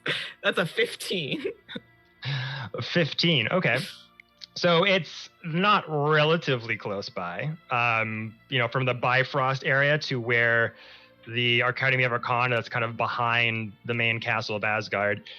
On foot, it'll probably take you 40-ish minutes to get there. If I break into a sprint and start realizing, wow, it's a lot farther than I thought it was going to be, I'm just going to mid-sprint turn into a giant owl. There you go. Mid-sprint, just kind of jump and then Animorph style. You just start running and then be like, screw this. Yeah. In this quick instant, your arms just come back into your body, wings sprout out, and you've taken off. So you cut that time by 2/3 for sure. Okay. So instead of a 40-minute run, it would be, a good 15-minute flight, cool. Flying over there. As I'm above it, do I see anything strange happening below me before I even get there? With any of the people who have left? So the energy around you is a bit frantic. As you're flying above, you see garrison of soldiers kind of going through streets. Seemingly some sort of protocol is being enacted through strange magical surgence like this. Kind of if a huge gas pipe exploded in the middle of a city, the city itself would enact things to take into precaution. Right. So basically what I would expect it to look like. Yeah, it's a little bit frantic. Garrisons of soldiers are kind of positioning themselves in various places around the city. A lot of people that were sort of around the theater and inside, sort of wafts of crowds are kind of dispersing into village areas and things like that, getting back inside, keeping things safe. Soldiers trying to get people away from the theater, trying to get them out of that region. Sure. So being satisfied with just the normal standard procedure, what I would expect it to be, I'm going to focus just entirely on getting there and what it looks like when I approach. Okay. So when you come towards the academy, it is just the entire structure of it is encased in very bright, radiant light. It's hard, you can't see anything past it. It's this radiant cover has just been put over all of the various spires and dormitories and buildings of that the entire campus, the buildings, the storehouses, dormitories, elegant spires, the libraries, the workrooms, they're all shielded in dome of golden light. Do I see an entrance of any type? No entrance. It's just solid light. I want to, as I'm approaching, I'll get closer to the base of this light, seeing that, kind of taking a general assessment of how tall and everything, and then landing at the base of where I know the entrance, the mage towers basically are, into this area, and drop wild shape. Okay. So as you're kind of approaching that area, you saw that kind of the focus of the garrison of soldiers seemed to be more occupied with keeping that radius around the theater safe, getting bystanders and people away from there. The academy seems fairly untouched, but as you have dealt with salvia and the power that comes from there, and having heard that response of like it's just a protocol, like that's what they do. They seem fairly like there's not a lot of guards sort of around this area. Right. So like when you kind of go in and it's not strange to not see a large amount of soldiers because they can handle themselves. Yeah, they're like, they got this kind of thing. They got and as far as they know, this is just like a magical disturbance of some kind, but the academy is fairly self-sufficient. So you drop out of wild shape, land there, and you're looking at this very tall, ornate dome of light. Make an Arcana check. Ooh, I'm good at those. That is an unnatural 20, 13 plus 7. Okay, so you notice a few things. You're kind of looking at this dome, put a little bit of flame in your hand, try to do a little bit of a makeshift fireball. Seems to dissipate into it. Seems like the magic can't pass through the dome. Do you have an ability to teleport? I don't think I do. Let me double check real quick. I can polymorph, but I don't think I can teleport in any sense in the word. Nope, I do not. Okay. Well, I have plane shift, but I don't think this is another plane. So using various magical, you're just kind of testing out the shield, using like attacking magic, any kind of magic that could move you to a certain spot where it's a misty step or anything like that. You're looking at this radiant light and it's just repelling anything from getting through it, that in addition to magic. You notice that any magical travel doesn't seem to be able to get you inside. Any magical senses to perceive what's on the other side doesn't seem to work. It is a solid barrier of magical resistance. And you kind of take your glaive, your scimitar. Do you want to attack it?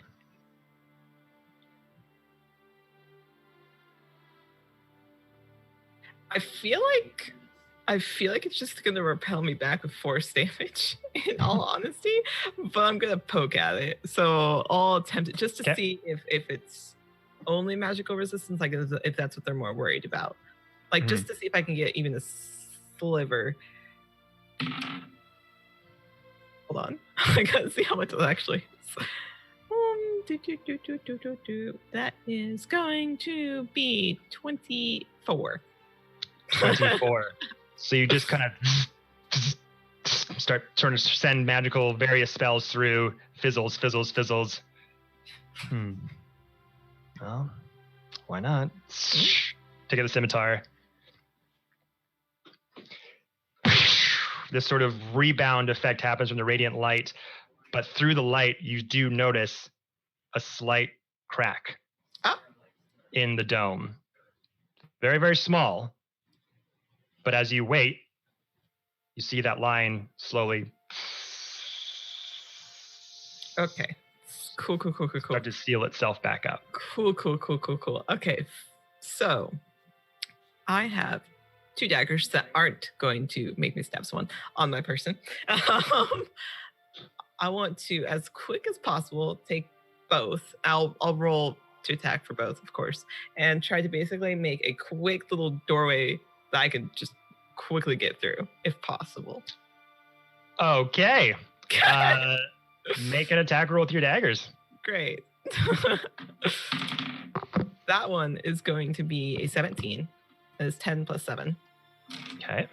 And the second one is going to be a 26. A 26. Okay. Let me just adjust something here. Let me just adjust something. I don't like that. Let me just adjust something. About to look like the Black Dwarf in Infinity War. Hey, look. Okay. So, seeing that your scimitar connected, looking around, doesn't seem to be anyone nearby. Take a dagger.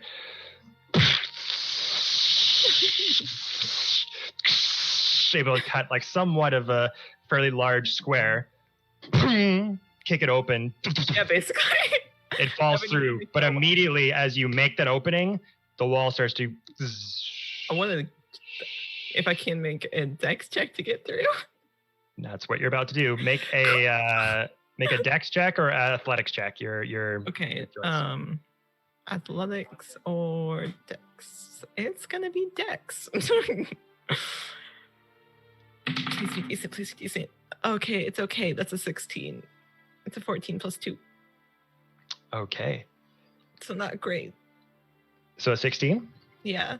Yeah. So that you see the wall just suddenly sharply start to close the gap, and you just jump in without taking a second to look ahead of you or what was inside. Yep.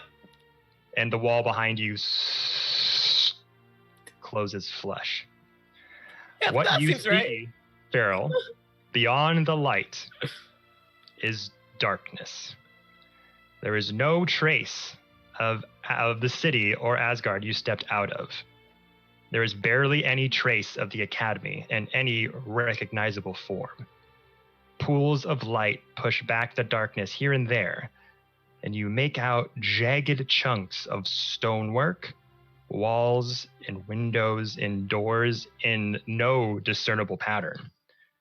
A tower top here, a sitting room there, as if the whole place, the entire academy, was frozen in the moment of an explosion.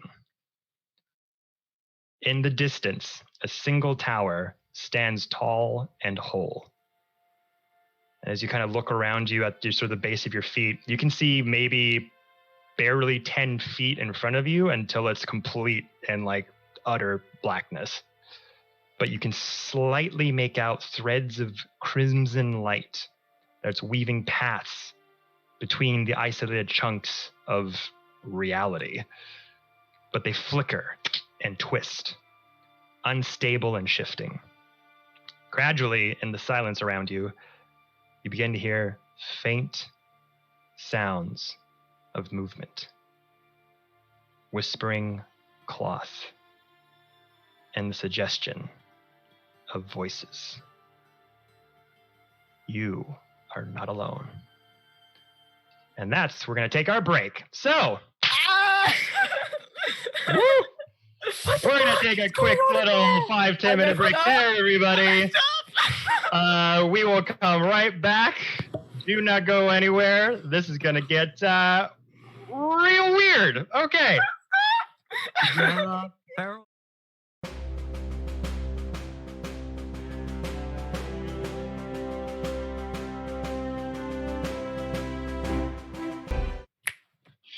All right.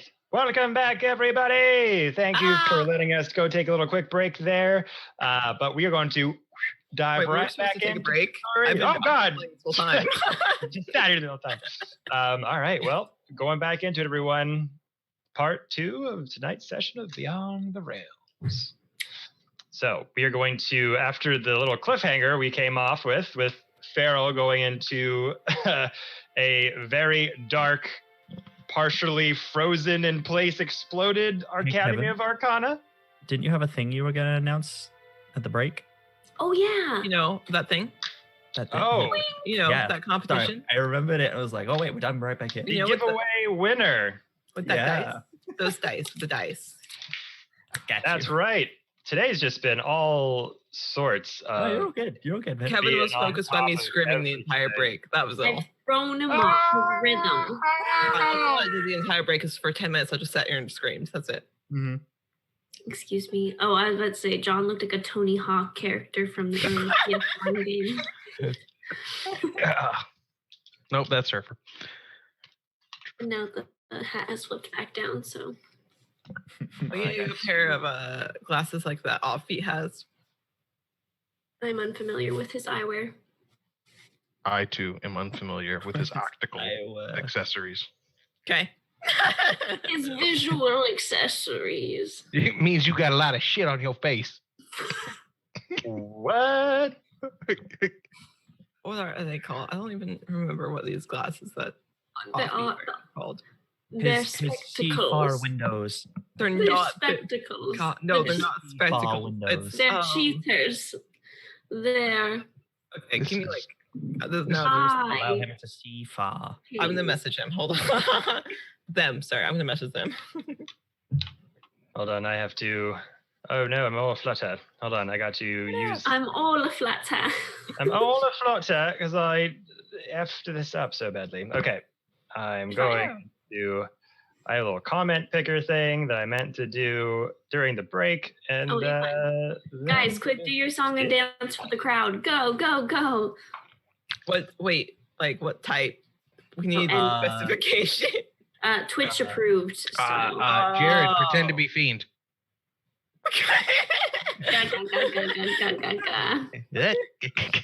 Ramir, me change. Remy change. Oh, that was pretty good. It's just like 2 octaves off of the Tarek voice. Literally. Ramira, me baba. Let's go come eat a cream. I think we should have a segment where we just allow Jared to roast the absolute hell out of our characters. All right. That's how we'll close out the season. That's how we'll close out. You know what? We'll just allow Jared. Ramira, stop trying to save people and start trying to save me money. These are facts. These are facts. Accurate. Well, you might not have to worry about that shortly. Wait, for Fiend, should we wait? Okay, so it was whose diamond? Oh, it was the group's diamond. Okay, I was thinking like, if that was Fiend's diamond, it's just like looks at Mullet, you owe me. What? You owe me. Owe me. 500 big ones. Why is Fiend slowly becoming like... You owe me a life. Yeah, like why are you slowly becoming Dawn, Mr. Fiend? Okay, I have a winner. The Fiend is a low shot. I have a winner out of over 700 comments on this giveaway post for us hitting 20K on Instagram. Thank you all so much for the engagement. It's awesome. The winner is Joel Jor.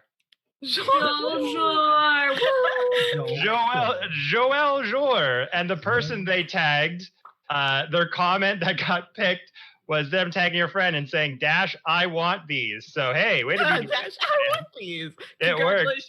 So, Joel Joar, you are the winner. We will contact you with all the proper info. Heck yeah. To get those out to you ASAP, my friend. Woo, so congrats. That's awesome. Thank you, everyone who entered that giveaway. I can guarantee we will do another one in the near future. So if you did not get picked, do not worry. We have lots of fun giveaways coming up in the near future. So thank you all so much for that. Really appreciate it. I will repost on the Instagram stories the comment picker, so there's some proof there. So thank you, everybody. Thank you guys for reminding me. Jesus, that would have been awful. Let's do the giveaway of BTR trauma. Okay, so Just trying to save Farrell for a few more minutes. rewinding back the clock a minute as we dive into our second part of our session tonight. We'll be Beyond the Realms. Cue the music, sad music, yeah. Oh, the sad music. Why is it always the sad music? Because Ramir's not in a good mood. It has to be sad music. Because this is Beyond the Realm. No, I'm kidding. I'm putting the better music. So, as we come back to the theater in front of the Bifrost Bridge in Asgard with a newly revivified Mullet Purcell, gathering the armor, putting it back on, cocking back the guns, putting back in the holsters. Oh, I didn't give him the guns back. I'm just kidding. Okay. Your weapons are mine. I will give them the guns back. I do want to specifically ask them questions about the sword though before I give them back. So. Okay. The sword? The wounding sword. Oh, that was really cool. Yeah, we should take that. That was very blood. That when it was very blood. When Farrell in the background just like, ask about the sword because we don't need another cursed item. That was a Saf thing. That was not a Ramira thing. Me, Saf, wants sword. Ramira, not. Yeah, that was my one question that I didn't get to ask. Where did you get this? You know where. Yeah, I'll ask them when it comes to it. Okay. So, with the mullet back up, sort of putting on the armor, getting ready to do whatever it is you'd like to do. What's the plan? What do you want to do? I'll just slowly just give them back their weapons, but I'll come to the sword last, and I'll just look at it and be like, do you remember where you got this?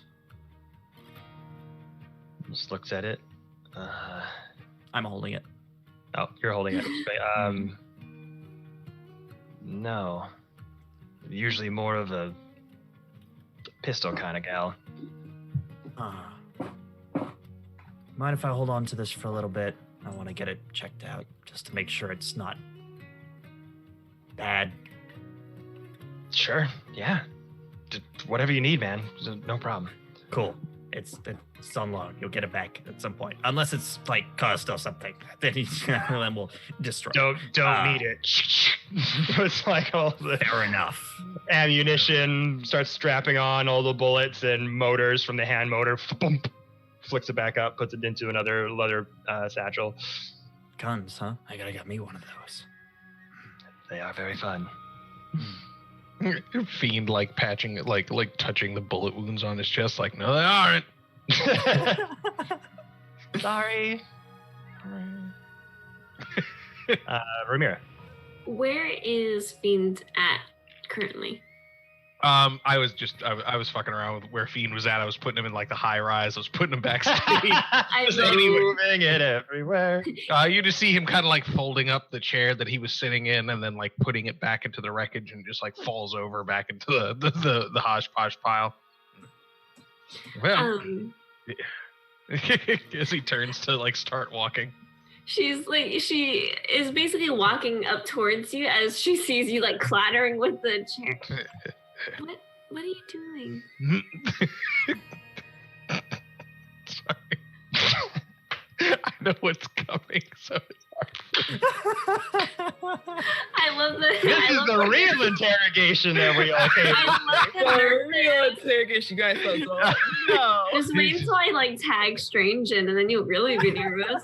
yeah. I'm just putting away the chair, but I suppose there's no reason to. Are you all right? Oh, I'm fine. Yes. Okay. Yeah, I mean he can't lie. Like he's literally still in the sandwich tree, so he can't lie. I could be better. That is fair. You know something? No. I know Well, many things. I was going to say that can't be true. I'm really proud of you. Thank you. You could have, for sure. And she's saying this really quietly, so like Mullet doesn't super hear it. You could have super destroyed her, and you didn't. No reason to. Well, I've seen you do a lot of things for no reason, so. There's always a reason. It just may be a small one. But I Right. understand what you're saying. And How I foolish of you. appreciate the faith.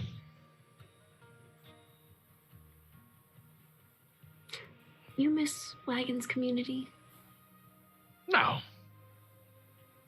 I miss the idea of being important.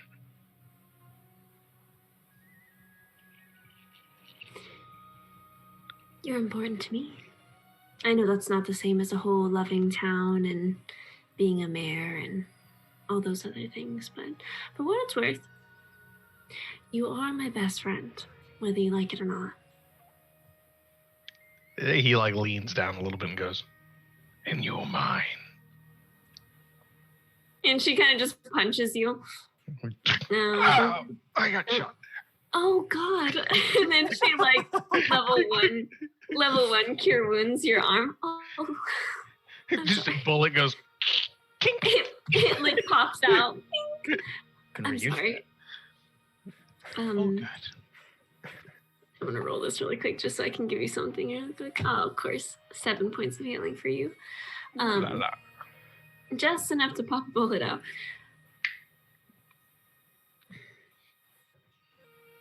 Night was weird. All of it was, yes, I suppose so. It's been a very weird night. Remember when I told you that as long as innocent people don't get hurt and the world doesn't go to hell in a handbasket and life has changed as we absolutely know it, that maybe you just shouldn't tell me the details? Yes. I do remember you saying those things. She puts her hand on your forearm like she usually does. Well, I trust you to keep that.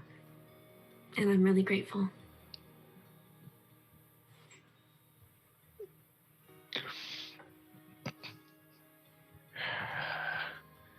Yes. Thank you for your trust.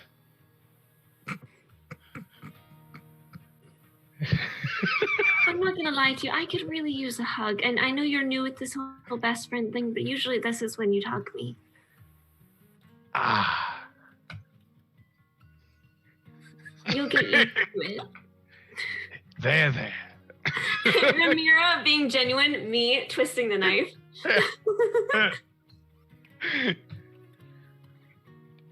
Yes.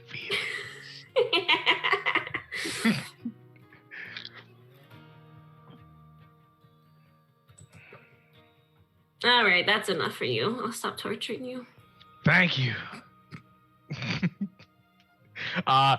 Mr. Fiend begins to try to tiptoe, essentially away out of the zone of truth.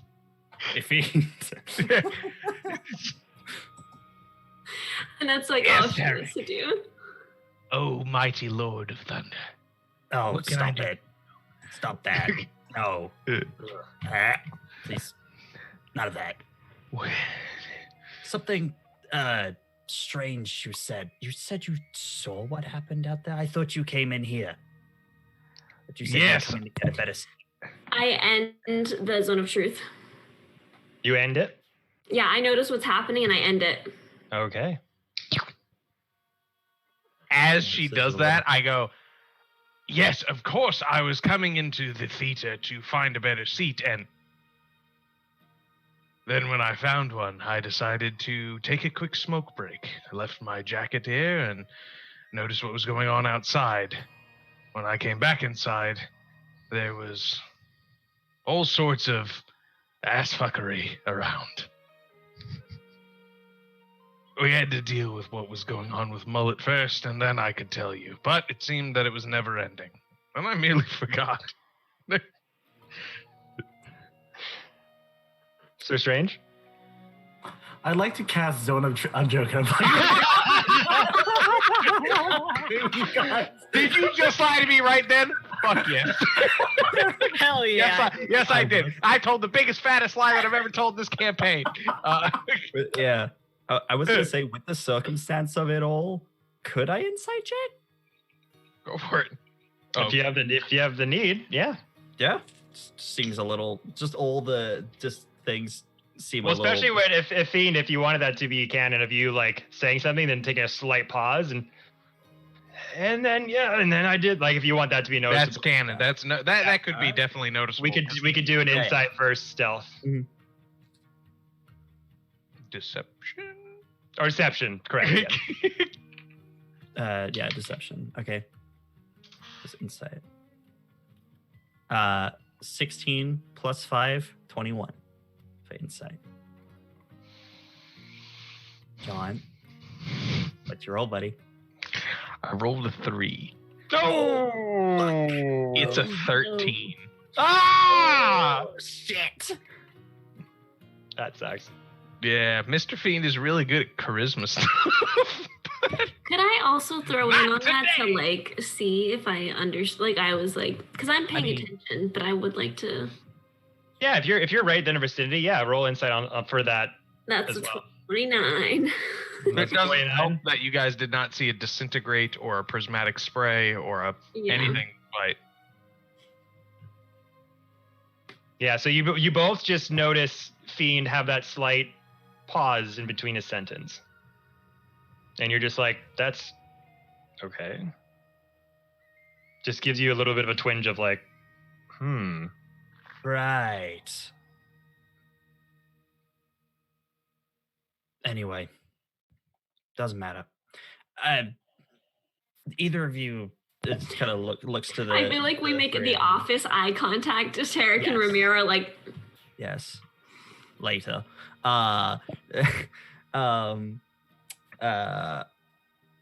Tarek will kind of just turn to the three of you like, do any of you know how we can perhaps find out what this thing does.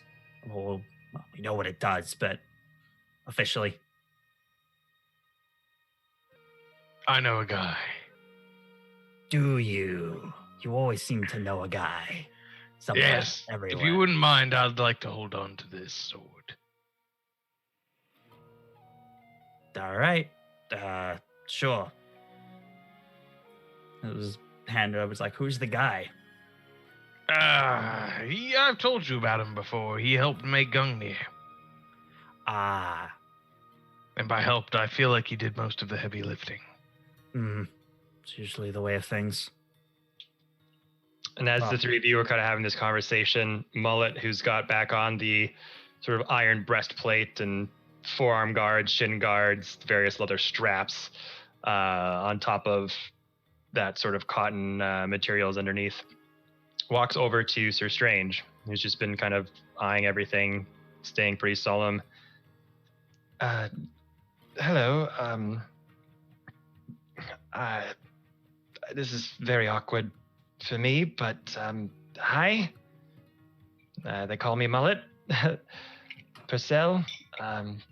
Is Mullet Elvish? As more of a nickname, I guess. This. You can clarify. Is she elven? Is she? Oh, she's Pallid Elf. So yeah, a version of being Elven. Okay. Well, Sir Shins is gonna smile and speak in Elvish, like hello, and shake her hand. Oh, just kind of disarmed for a bit, and shakes your hand. I'm sorry if I attacked you. Oh no, you did quite fine. In fact, you have a good aim. And I'll look over to Fiend. Yeah, I'm very fortunate for you to have not shot me, but even if you did, I understand that you weren't in the best of place, and there's a lot going on for you, and I understand that. Isn't that right, Mrs. Poet? She's still unconscious? Yeah. Oh, right. She'll be fine. It's fine. I think it all worked out in the end.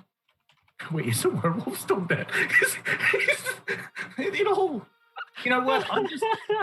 I'm just not going to. There's a lot going on, and you're fine in my book. There's anything I can do for you, you let me know, okay? I have a question. Yes. I've been observing for a while now. Obviously, I don't know your connection that well with the Frostbreakers and your past. But this person you mentioned, this person which, from my understanding, fuels your conviction. Huh. Yes. Galen is her name. Do you love her? More than anything. And Sir Strange just looks down. How does it feel?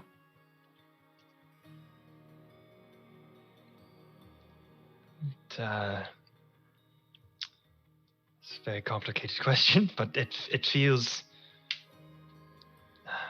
warm. It feels right. It feels like that one single missing puzzle piece to complete the whole picture. Home? Yes, very much so. Feels like home. Sir Strange smiles. I look forward to helping you then. Thank you.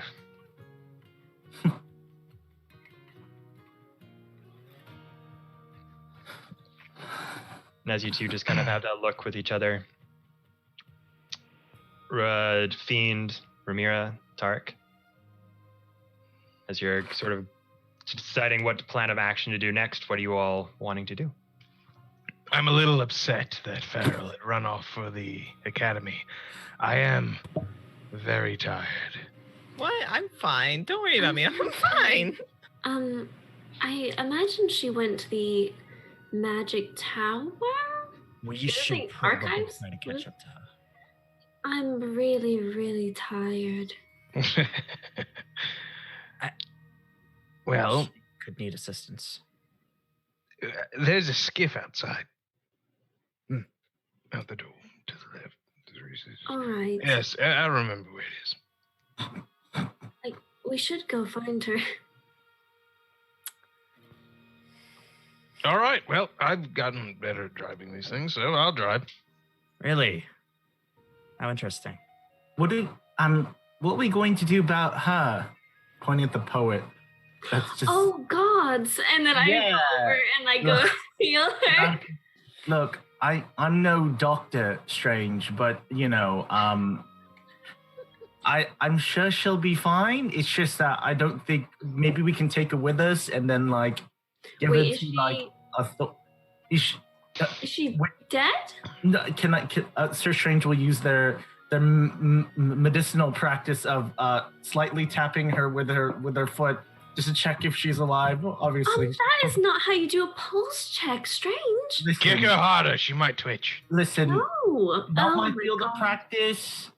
All right, everybody, please. Oh my gosh. Like And so these paladins she are just- miracle workers. This She isn't. just moves you out of it. It's very nice. Thank you so much. And then she's gonna do a pulse check and see how she's going. Yeah, make You a medicine check. Pick someone. Good lord. That's a 25. 25. Yep, she's stable. Pulse beaten, just unconscious. Okay. All right. So I don't need to spare the dying her, essentially. Okay. See? Told you. Maybe. And she takes out her little notebook and then writes a note of is stable, blah blah blah, all a shorthand, medical shorthand. No. Licks I it like and to sticks cut it. teeth. This is having no respect for the dead. The She. Frostbreakers. I know. She's gonna just oh my god, I can't. She's gonna go ahead and set her up so that she's decently propped up so she's in the best position possible, and then mute yourself. Writes a shorthand doctor's note of it finds, she breathes, yeehaw, and then I cannot with you people. It finds she breathes. Yeehaw. That's not the actual shorthand. Why does anyone watch us, honestly? That's proper medical Where is term. it? We're hilarious. Why? Thank you very much. I have no spells left. So she ain't getting any healing from me. And I can kill her. I That's no. about all I can do. I have a little bit of Healy juice left. No, Just she's saved her life. I can kill her. she is stable, and whenever a medic comes in, I've left a shorthand note. It's fine. Let's I just can- go. But if you all go down, I have no diamonds and hardly any juice left. Right. I'll save the healing for us then. Yes. Having a bit of buyer's remorse. Still no idea how I did that. And I'm big sad, so good luck to you. Don't worry. I've got a bit of power myself. Didn't really take much damage. So we're good. If anything worse comes to worse, just throw me at incoming pain, and I'll be fine. Most part. You're a ray of sunshine on a rainy day. Yeah, and also we have a person with a gun, so it's good. We're good. It's great. It works out. in our He favor. twitches at that. We have a mullet with a gun. But freedom. Just you can see Mullet just spinning them around, just doing a bunch of gun tricks, just. Hey, don't be careful where you're putting that thing. I'll take the bullet again. Yes, we do have a.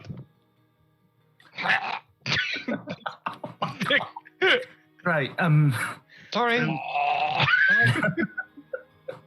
So yeah, we'll let's go. Do you think is now that poet lady is taken care of, she'll be fine? Got a little note, so we'll there's not anything else, we'll head out.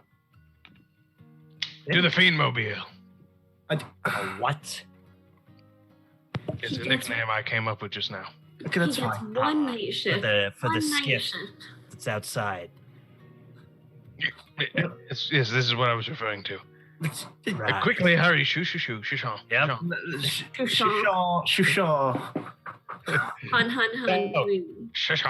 4 of you leaving the theater with Mullet with you. Mm-hmm. Okay. So going out the front doors of the theater, open them wide, and standing in front of between the theater and the Bifrost, garrison of around 15 soldiers, spears in hand, up next to a shield. Are all just pointing at the Tarek, Yes. what The What- situation is under control. What happened? What happened here? Who's that with you? They're with us. Don't worry. They Yeah. helped us kill the werewolf that's inside that ran amok. Yeah, real bad werewolf. You can trust Sir Fiend and Sir Strange here. We're knights. We are knights of Asgard. We're good knights. You guys are embarrassing. I actually might have a higher authority than you, actually. And I pull out my staff and just kind of like put it on the ground and just. I think we all do at this point. No offense, but No. I specifically accepted the authority to be of more authority. See, Sir Strange is going to turn. The to guards are all just awkwardly just standing there as you're having this argument with the folks yourselves. But there's someone there that will need some TLC, some tender, loving care. The werewolf just ran amok and it was bad. So, I'm so glad that you're here. It was so bad. It's terrible. So a werewolf caused the magical disturbance? Could have had a partner. Didn't see it. But what we did see was a big fucking werewolf, stronger than any werewolf we've ever seen before. And our friend Farrell, who's gone ahead of us, I'm sure you've already let her through at this point, stomped the living shit out of it. We were just meaning to get our bearings straight. Dear Ramira here has given us plenty of heals, so Strange has set us right mentally, and we are on our way to the Academy of Arcana. If you wouldn't mind letting us pass, I'm asking nicely. I could just go. Yeah, right. Mentally. Fiend rolled deception at advantage. Well, it's a good goddamn thing I rolled with advantage, because I first roll is a 1. Oh my god, you can't do well at anything you're supposed to do well at. No, I can't. It's just wow. That is an 18. 10 plus 8. All right. Do I need to So- roll anything, or I'm good? I'm fine. I'm just so You're good. honest and I'm convincing. going to have you roll deception as well, Sir Strange. I rolled with advantage. So it's like, yeah. Wait. Do I still have access to my? Do I? Hold on. Let me take a look. Do I Do still I- have an aura from you? You. I mean, hold. I can't read. My brain. Read faster!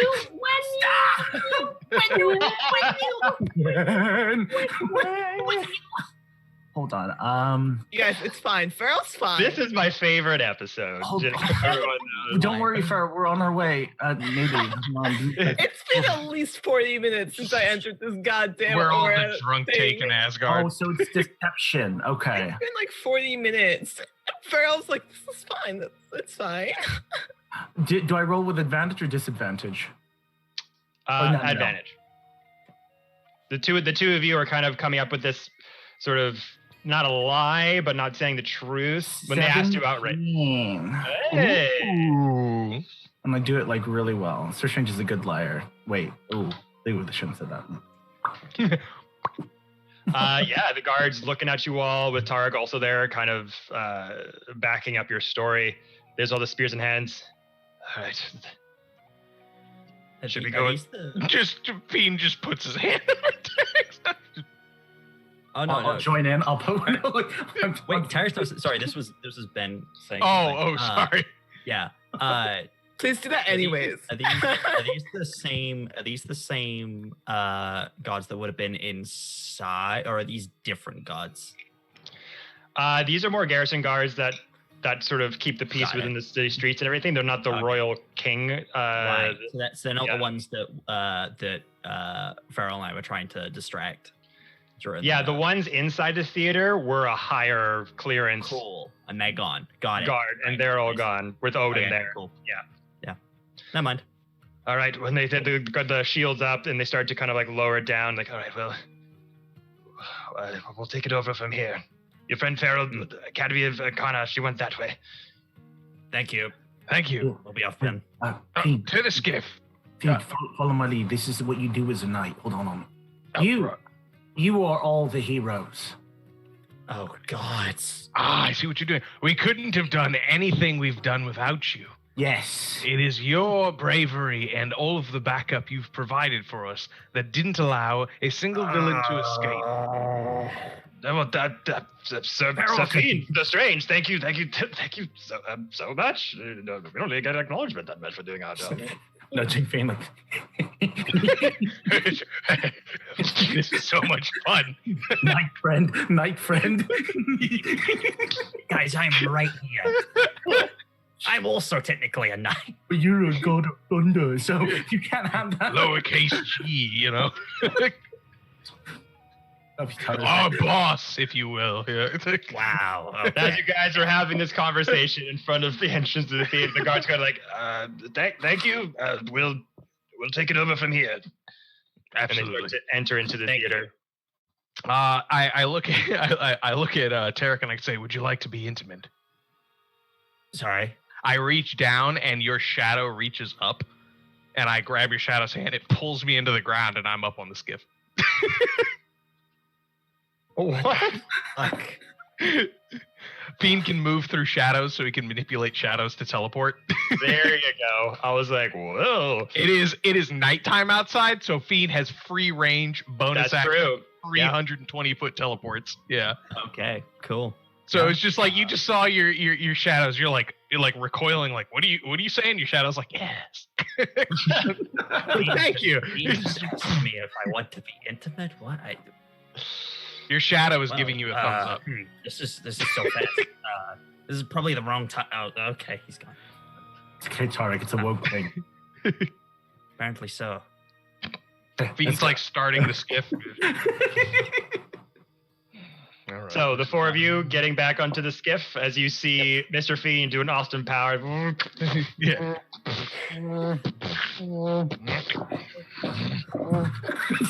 I've got plenty of practice. I promised you this. He's doing this intentionally. Be I'd like, rather walk. don't worry, just hop on. I've shishoned myself over to the side. Okay. So eventually, Fiend wedges his skiff to a more open space for you all to get on. Starts to go through the main town center towards the kingdom, going around past it to this very bright, shining beacon in the nights, like in this nighttime environment. You pass by various soldiers and garrisons, sort of trying to still get the city inhabitants kind of away from the theater, trying to creating this perimeter around it as kind of sort of a accident-prone disaster protocol when it pertains to like specific locations in the city. And as you make your way past, you eventually get to the Academy of Arcana. And again, it's this glowing sort of dome around it. There's not many details you can kind of surmise from it, but you do seem to arrive there as any sort of posts or guards that are kind of making their claim. Again, the Arcana seems to be pretty unguarded for the fact that Tarek, that you know that this place is so very well self-sufficient with mages and things like that, that when this dome comes up, like they're pretty good. But eventually the skiff makes it up that sort of grassy hill top towards where the academy is situated. And as you get out, that big beaming light is just in front of you. Going on here. I try to approach. Is there like a dome that we see? Yeah. So you Okay. saw the dome from a distance, and it's just like bigger now. But the dome is encircling the entire campus itself. So all of the spires, the dormitories, the various buildings within that estate is just like a big dome around it. Fiend pokes the dome. Okay. Solid. Mm-hmm. I have an idea. What's your idea? I punched the dome. Oh, Make an attack roll. you miss. Can I Farrell just hear this crack from Fiend in the inside? jaw. Can Farrell hear it from inside? We'll get to you in a second. Okay. So do I have to I'm just roll to curious hit? if they're attacking the dome. I don't have to roll to hit, right? You're gonna roll to hit, yeah. It's a 17. Couldn't hit the broadside of a barrier. As the rest of you are kind of like, how do we get inside? Sir Strange just comes up with his metal iron gauntlet. You see cracks start to form where Sir Strange hit it, and then a couple seconds afterward, seals back up. Okay. Oh, it See? doesn't look like it's too strong. Where's Yeah. Farrell? Farrell's supposed to be coming here. Maybe she. Inside. Well, There's no way that she would go in there by herself. No I- way. No. She's in there. Fiend, I was like, Fiend Yeah. goes to high five his own shadow Yeah. and attempts to teleport on the other side of the barrier. oh. You attempt to teleport to the other side of the barrier. Yeah. So as he hit that crack and they start to heal themselves, the cracks in the wall.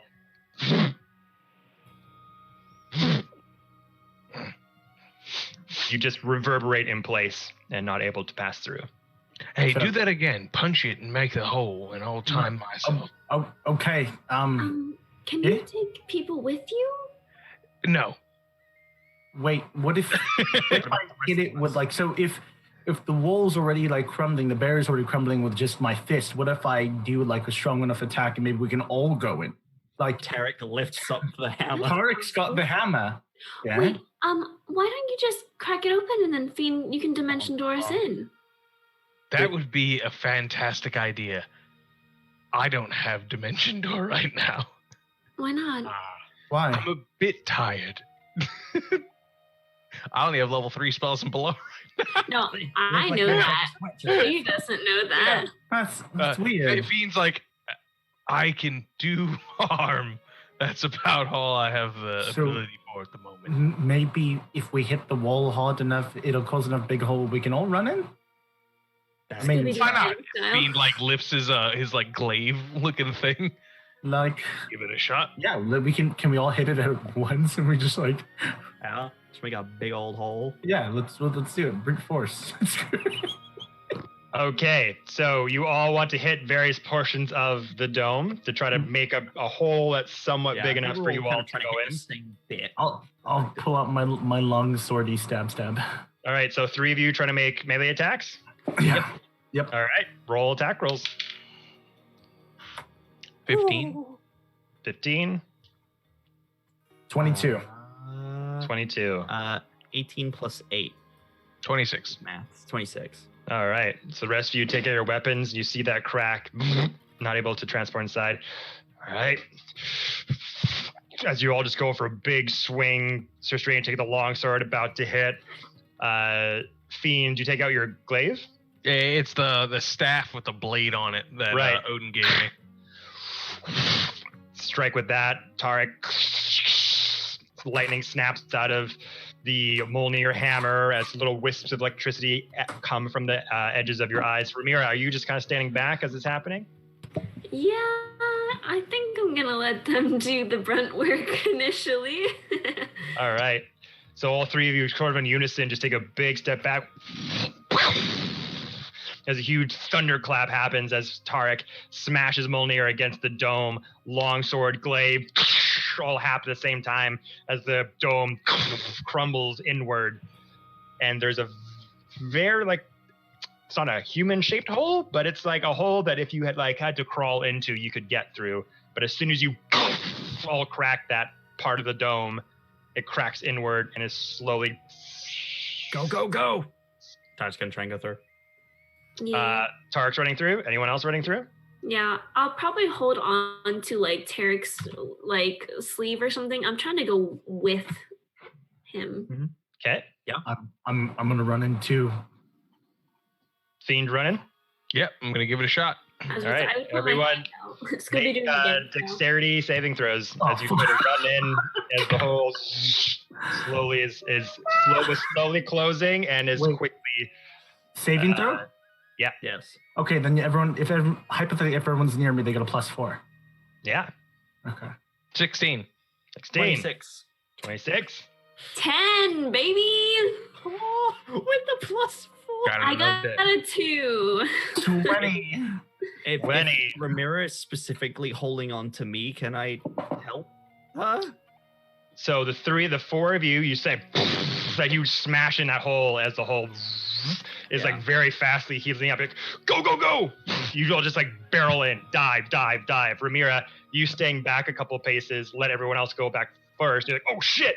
And you just run and just jump and dive, and the hole just snips off a piece of your clothing. Oh, As it that's right. snaps My off. clothing looks like shit too because I got mauled by that werewolf. So Yeah, so that gown that you were wearing to the theater is just ripped with tears and cuts all over, and a piece of the dress just cuts off from behind you as you all land inside.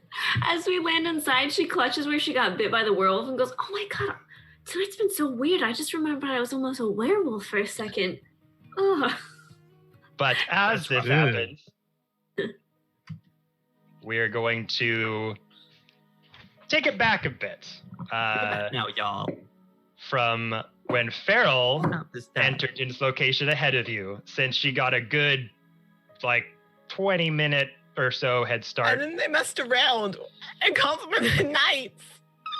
Well, their interaction inside was Yeah, kind of I know. happening as you were making your way, so it's not like, they had Farrell's fine, guys. It took you 15 minutes to fly there. That's about as long as we, fucked around. Anyways. But as you enter into this cacophony of Good work. broken parts of the academy seemingly frozen in midair, I'm going to bring your attention to the Roll20 screen, Oh, Farrell. shit. Okay. All right. Hold up. I gotta pull. All right. There we go. Okay.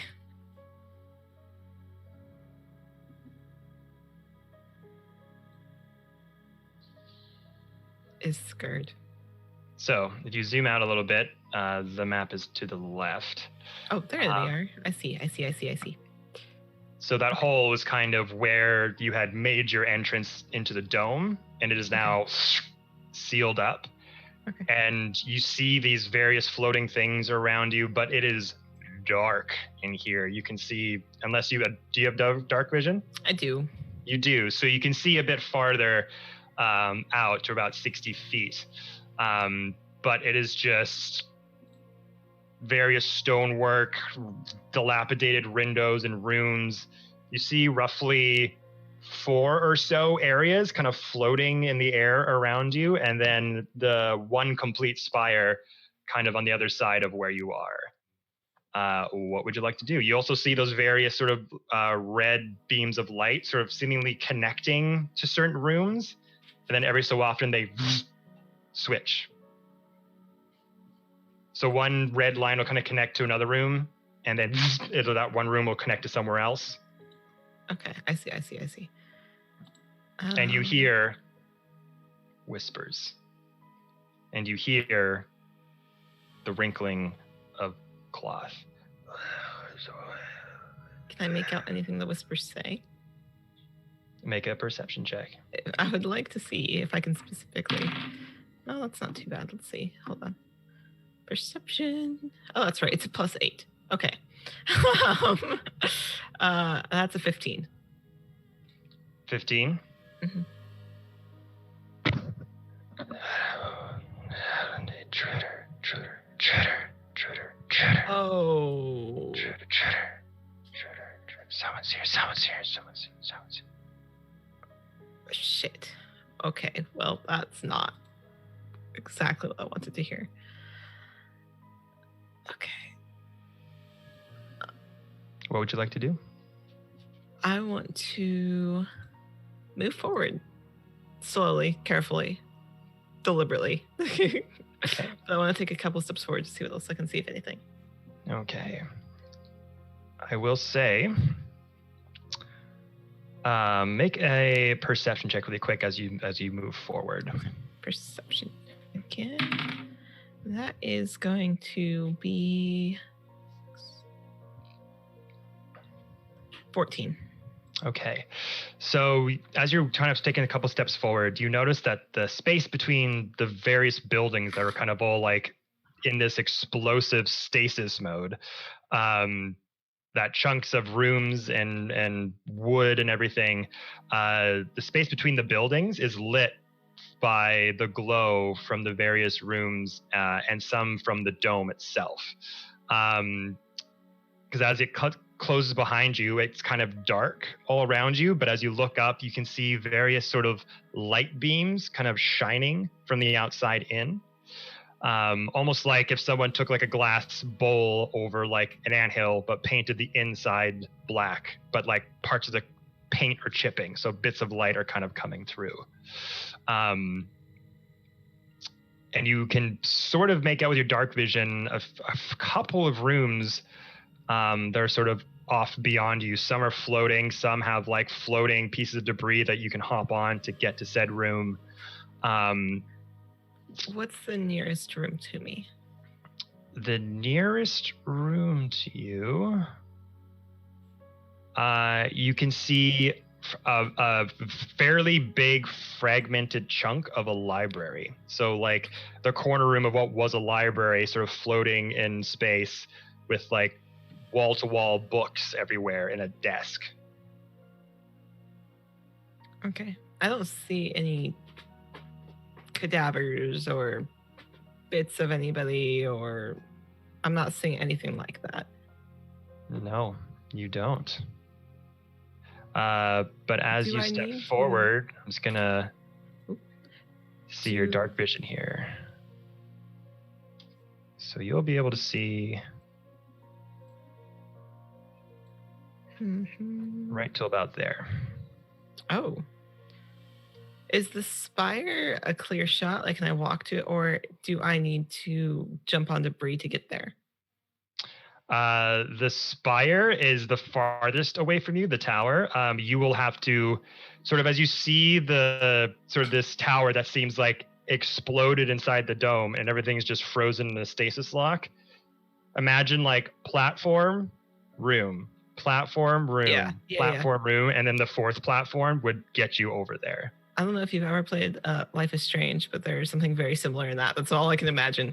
I haven't played it, actually. You would appreciate that part of it. As you... I know what you're referring to. It's very cool. As you take your step forward there, those whispers around you are starting to become louder.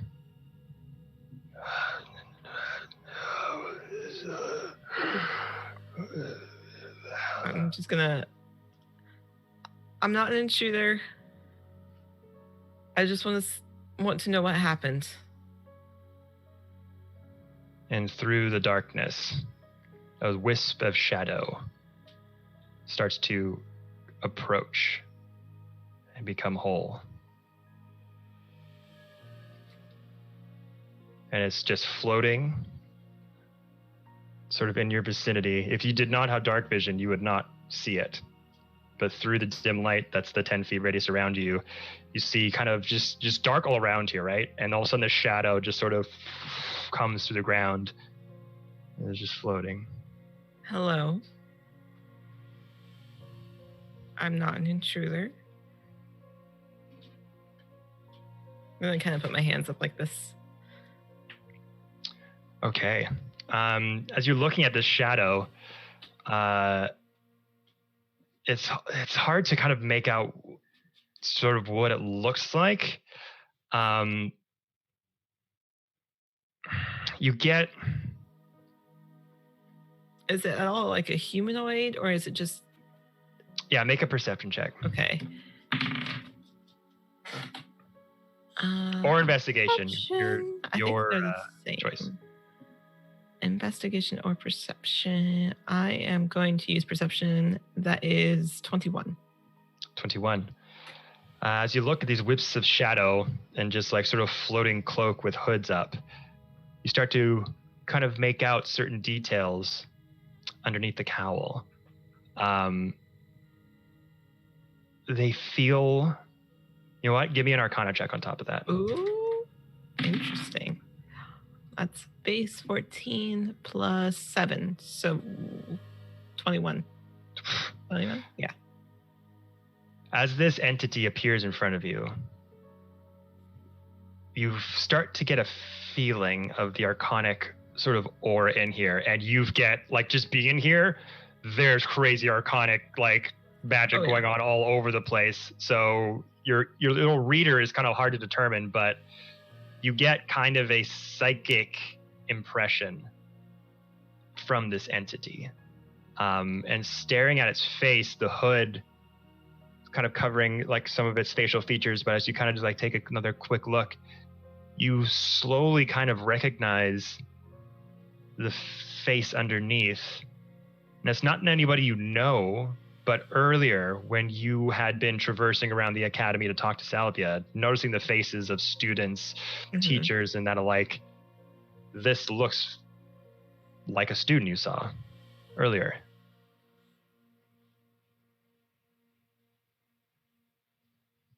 Hello.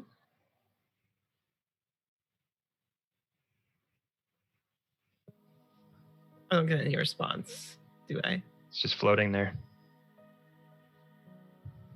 I'm going to take a couple steps towards it. Okay. Approaching with my hand still up, like very attempting to be non-threatening. You take a couple more steps. Place your character. Okay. I'm going to hop down a couple of steps. Okay. And I'll stop. Seeing if it has reacted at all to me getting closer. It's just floating there. No movement at all. Okay. I'm going to approach a little closer and get about there. Probably that, was that 10 feet from it?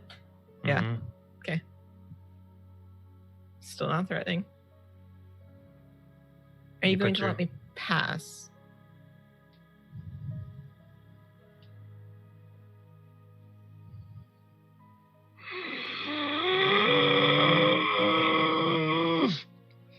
It makes this unhinged inhale that's squirmy and squealing and sounds awful.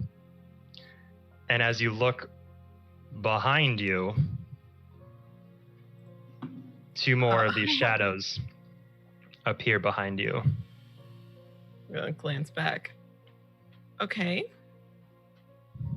Do these ones look a little any more like hostile, or are they all doing the same thing?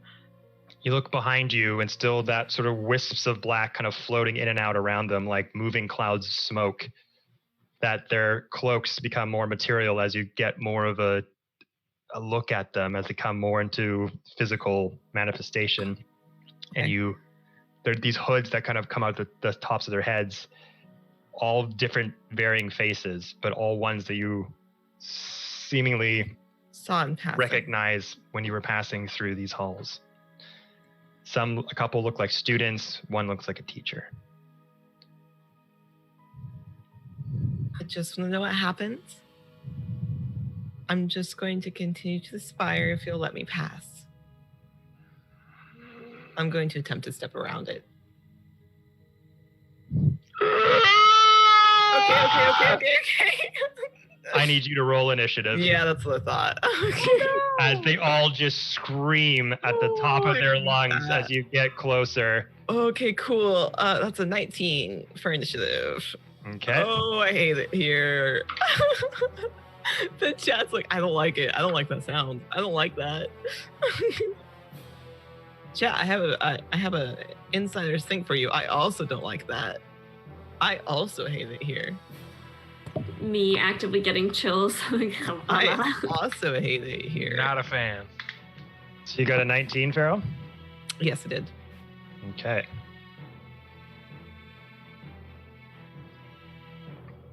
As that happens, I am going to go over to here. Wow, All I right. hate it here. As that happens, that shout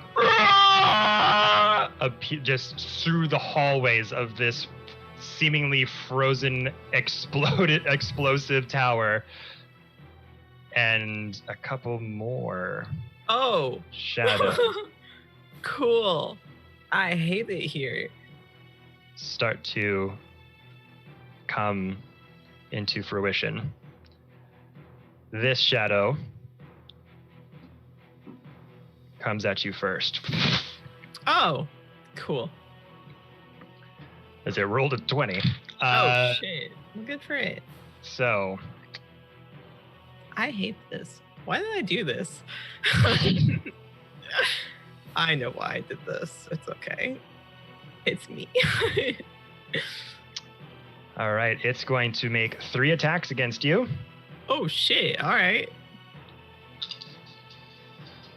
1 with its bite and 2 with its claws. As it comes towards you, this visage of a human face just opens up with huge spiked teeth, row after row, on the bottom and on the top, and the hands elongate with huge spikes that come out of its fingers and tries to make a slash. So this will be 1 with a bite and 2 with a claw.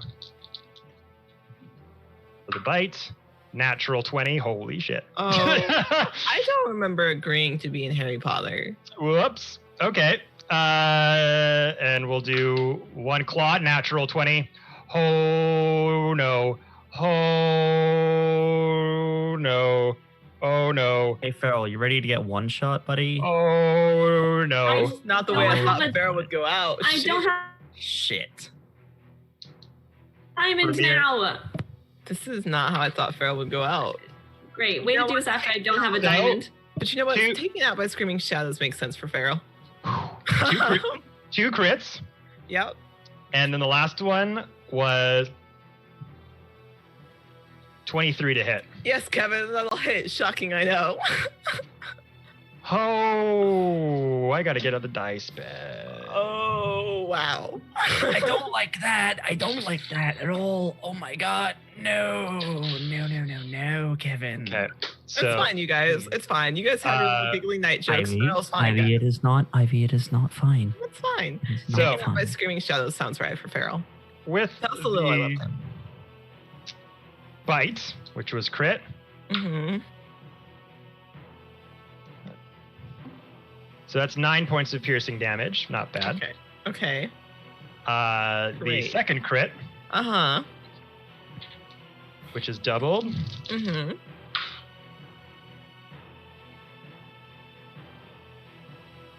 so it's double the damage. Yes. So that was 10, up Okay. to 20. Okay, great. Love that. So That's, you that's take wonderful. Okay, great. That's 29 20 so points far. of slashing damage, and I need you to make a wisdom saving throw. Are you serious? Luckily, I'm good at wisdom. Okay, that is going to be 27. 27. As soon as that claw just a sudden rush of this shadowy spirit just rushes towards you, bite clamps onto your clavicle, claw digs into one rib, digs into another. This overwhelming fear just surges through your body as you start. Your breathing becomes tight, but you're able to just like take hold, push it back. You are not frightened. Okay, cool. And then I'll roll for the third attack. That's Yeah, not a crit. You do that. I messed up. That is 17 points of slashing damage. I messed up. Okay. Great. That's fun. Okay. After that, it is your go. Guys, I messed up. Okay. I can't believe a crit twice in a row. Holy shit. You know what? I'm so happy for you, Kevin. Okay. You did this, not me. You did this. You did this. Okay, fair. Facts. I didn't realize you had blown up a part of Asgard, but you know what? That's fine. That makes sense. Okay. I am.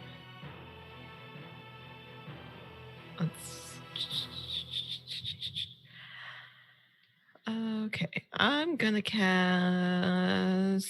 It's completely dark in here, yeah? Yeah. There's glowing light from some of the runes and from some of the light from the outside of the dome. They're kind of peering through the darkness inside, but it's basically like parts of dim light are in here. So it's not like fully just like black sort of thing. Okay, I just wanted to make sure. I am going to. I'm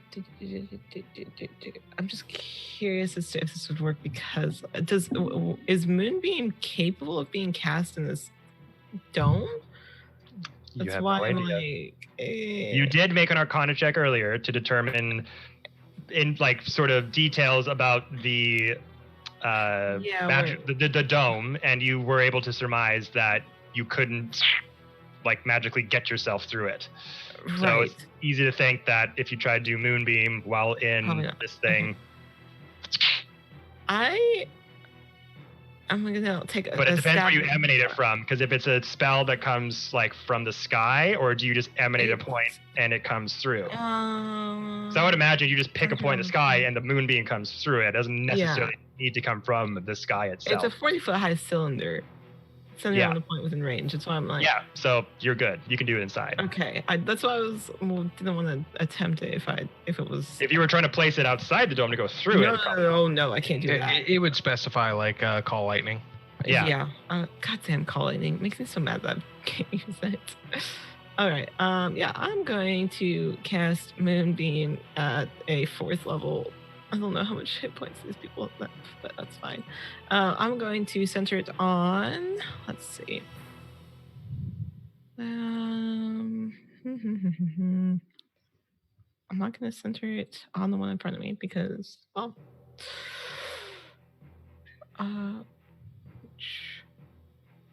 point was in range. Okay, I'm going to center it on. Yeah, I'm gonna center it on the one in front of me just because I don't appreciate that he took almost half my health. So I'm gonna center it on this guy right here. So it is. He needs to make a Constitution saving throw. Okay, Constitution saving throw.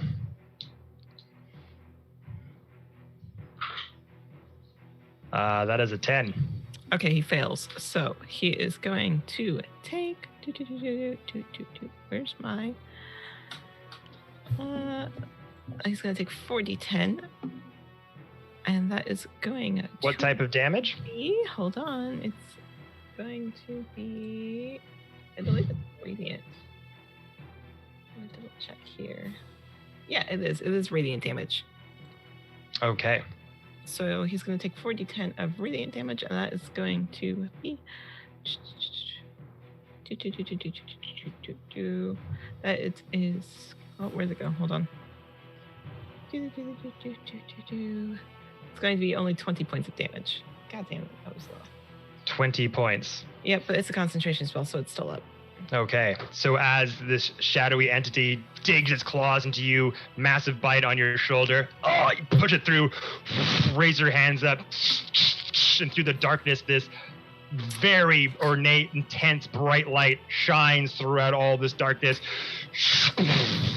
This solid white beam shines down into the spirit's form. It freaks out and wails as that beam just severs its arm and half its body. It hurts it way more than you intended. It is vulnerable to radiant damage. Oh, cool. That's so I was like, what radiant damage do I have? 40 points of radiant damage you just did to it. Cool. Cool. So that is still up because it is concentration. I'm going to use my move to try to step around it. Okay. Are you moving away from it or just around it? Around it. Okay. So as long as you're within 5 feet, it won't get an opportunity attack. Yep. I just want to move over to this other side. So move around it. Okay. Yep, You can sort of do that as you call that moonbeam. It wails out in pain as half of its body is just burned and surged with radiant energy. I don't think there's any actions I can use at the moment. This is gonna be rough. You know what? I'm gonna healing word myself, I think. Oh, I can't because it's a level spell. Shit. Yep, that's the end for me. Cool. Okay. Next are the other 2 shadows I hate it here. as they float over. What'd you say? I said, don't shake your head at me. All right. They're both going to make 3 attacks against you, Farrell. Yeah. And as that radiant beam hits down on the shadow, you make your way around, and you're just covered in darkness. This frozen in time moment that you're in, not sure what else can happen in here. And as the shadows start to move towards you, you hear a boom from the outside. But both shadows are going to make an attack. Cavalry's coming. For the bite. Is that 21 for the bite? Yes, it's going to hit. And for the 2 claws, ooh. One is a 10. No. 19. Yes. So 2 will. Okay, so 2 will hit. And the bite will be 7 points of piercing damage. Okay. And 1 claw will be 13 points of slashing damage. And I need you to make a wisdom saving throw. Okay, great. We love that. That's 10. 10. Same as before, these 2 other shadows descend upon you, jaws biting into your chest area, slashing with the claws, and your vision goes blurry. Your chest becomes tight, your breathing becomes erratic, and you are fearing for your life. You are now frightened.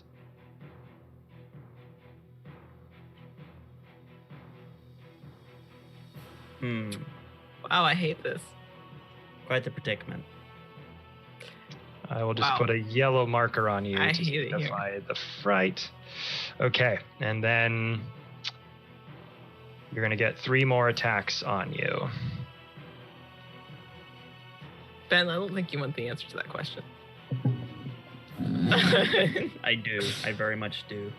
I'll tell you in a second. Okay, so attack 1 with another bite. Mm-hmm. That's a 9. That'll miss. That does miss. And then the 2 claws. Natural 20 again. I cannot make this up. I cannot. Damn it. Oh God, Why? where's the camera work? You see it? There it is. Yep. John, thank you for the background color. Appreciate that. Okay. You're Go. welcome. But the second one was a 5. So the crit will hit, but The crit will hit, yeah. Good. 1 will miss. Awesome. So- We hate it here. Where's my meme of Kevin's face that just says we hate it here? I need to make that. Okay. So that was 6. The crit will be 12. 15 points of slashing damage. 15. Okay. 15. Great. We love that. I'm still Okay. up at the moment. Still up. Okay. Barely. As the 2 shadows on the lower floor start to move into position.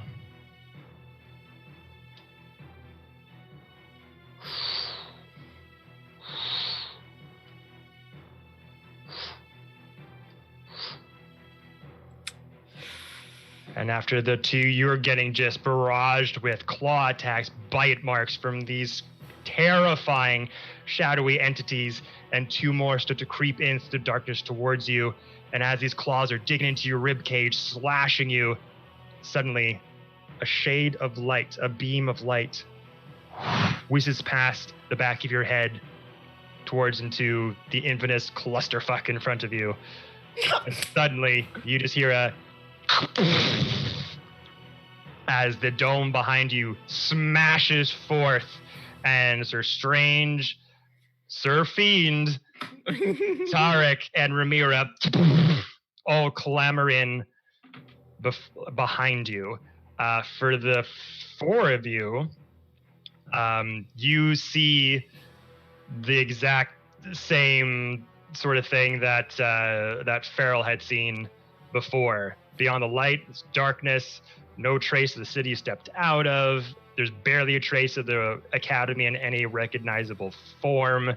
You make out jagged chunks of stonework, walls and windows and doors, and no discernible pattern. A tower top here, sitting room there, as if the whole place is frozen in moments of an explosion. And as you're sort of able to tumble through, what's inside of here was not what you expected at all. But for those of you with dark vision, look ahead of you, and all you see is Farrell and like black and these shadowy dark entities just ripping her to shreds. I need the four of you to roll initiative now as well. It's fine, guys. I'm totally fine. Great. It's fine. Ivy, you can answer that question for me now? Oh, I did that as well. What's a question, Ben? I don't know what you're talking about. HP check, Ivy. What are you sitting at? 20. Not as bad as I was expecting. 20 out of 101. I've rolled really bad on initiative. Oh, actually, it could be worse. I did All right. okay. 20 to 15. 16. 16. 16. Ooh. Who's got the higher dex? I got a 14, which is a +2. I got a 15 that's a +2. Okay, so Strange first. Strange. Magic. Ramira, okay. 15 to 10. Oh, I got a 20. I'm sorry. Oh, John. I was reading a spell that I was planning on doing. what's your dex, John? Stats. I just 14. appreciate the red lighting. 14. Right. I appreciate the red lighting emanating my And then guess. Tarek, what did you get? 11. 11. Okay. Yes. Not good.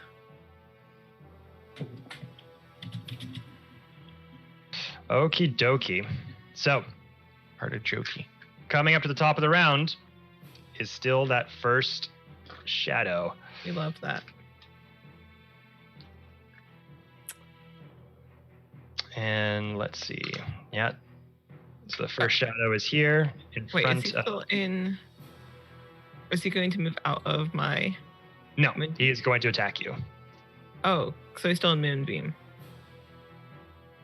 Okay. Let me double check. So does that happen on his turn or your turn? That's what I'm checking. It does it on each of your turns after you cast the spell. Okay, so he's good. I just want to make sure. I was like, hold up, I need to check. Yeah. So yeah, that moonbeam's down, and that radiant cylinder is still very visible, but it's sort of half his body got whisked away as the shadow story slowly reforming itself. It's just trying to kill the source of the radiance damage. So it's going to make another 3 attacks. That's a 15 to hit Yeah. for the bite. Yeah. Get your AC so low. Fuck. When have I had a chance to put on any armor? You've had a couple times. Just say Not- that. Between going from this either to here, did I have time to do that? Going from there This either to here. Yeah. I mean, you could, you would have, but I you well shaped into. you want him to burn. Mullet did it. Okay, hey Fiend, shut up. You've had that armor on you this whole Oh, I time. know. You've just never physically put it on yet. I technically still have my Black Panther armor too. You left that in Wagons community, I believe. But besides that, Anyways, whatever. so I'd have to look. Anyways. 19 for one of the bites, Yeah. and 21 for the other bite. So all those are Yeah. going to hit. Oh, fuck. I'm gonna go down this round, just so everyone's 11 points of piercing. okay. Oh my god, 3 ones. Wow. 6 6 points of slashing damage. Okay. And 1 more claw. Mm-hmm. 11 points of slashing damage. I am down, good sir. I had 3 hit points left. So the rest of you just Oh, see boy. a group of shadowy figures just slashing away at Farrell and just falling down the ground, eyes wide, full of fear. After that, Not we a good come look. to Mr. Fiend. Did that first spirit that went again that was in the Moonbeam's presence ever make its saving throw for being in the Moonbeams? Farrell or Ivy had told me it was on her turns, or was it on the my Shadow's turn. turns? I think Moonbeam is on the It's, first hold time on. you're in.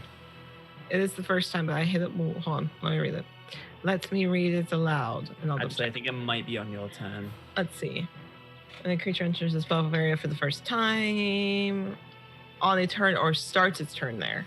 Oh, I had read too far down, so it does need to make a save still. Okay. I still would have gone down though. So Strange. 2 things actually.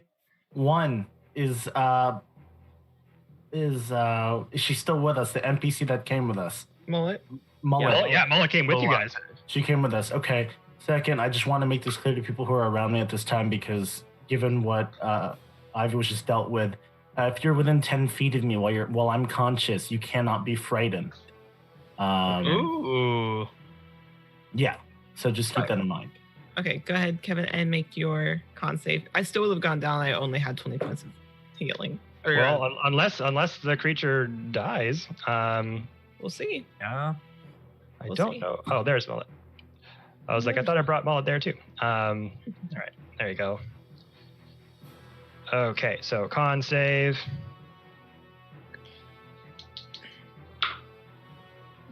Uh, 4, 5, 6. Okay, so it's going to take 4d10 again.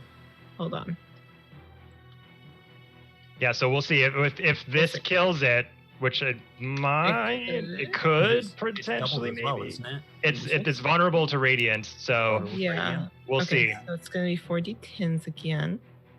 That's going to be 20 damage again, so 40 damage if it's doubled again. So another 40.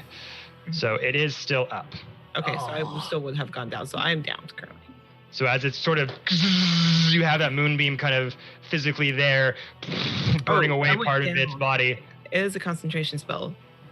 So, but it started its turn, got the damage, made the attack. Now you're out. So now the Yeah. moonbeam's gone. Yeah. Yeah. So yeah, like with part of its body, it's like trying to regenerate, just viciously trying to mow down the person that's the cause of the moonbeam spell. And as that cylinder snuffs out, signaling to all of you, as you see this radiant cylinder of energy just suddenly gets snuffed out, as you see Farrell's body fall in between all these shadows, that signals to you something really bad has just happened. But with all that in mind, Mr. Fiend, what would you like to do? Mr. Fiend grabs the plus ultra fucking glowy orb that is floating in front of him, and then baseball pitches it right into the middle of everybody. It creates a 30-foot cube centered right here. Everybody over there. Everybody. Yeah, except for Farrell is going to make a wisdom saving throw as this orb is just like Hell yeah. So it gets everyone except Farrell? Farrell is unconscious, so it's not going to affect her. It's hypnotic pattern. Oh. So she can't really be incapacitated while being incapacitated. What are you talking about? In my like dream state, I'm just imagining pretty colors. Ivy just All wakes right. up ships and colors. The likes of which I have never Ships seen. and colors. Okay. I'm not BoJack. So they want wisdom saving throw, you said? Yep, DC 19. Oh, shit. Fail.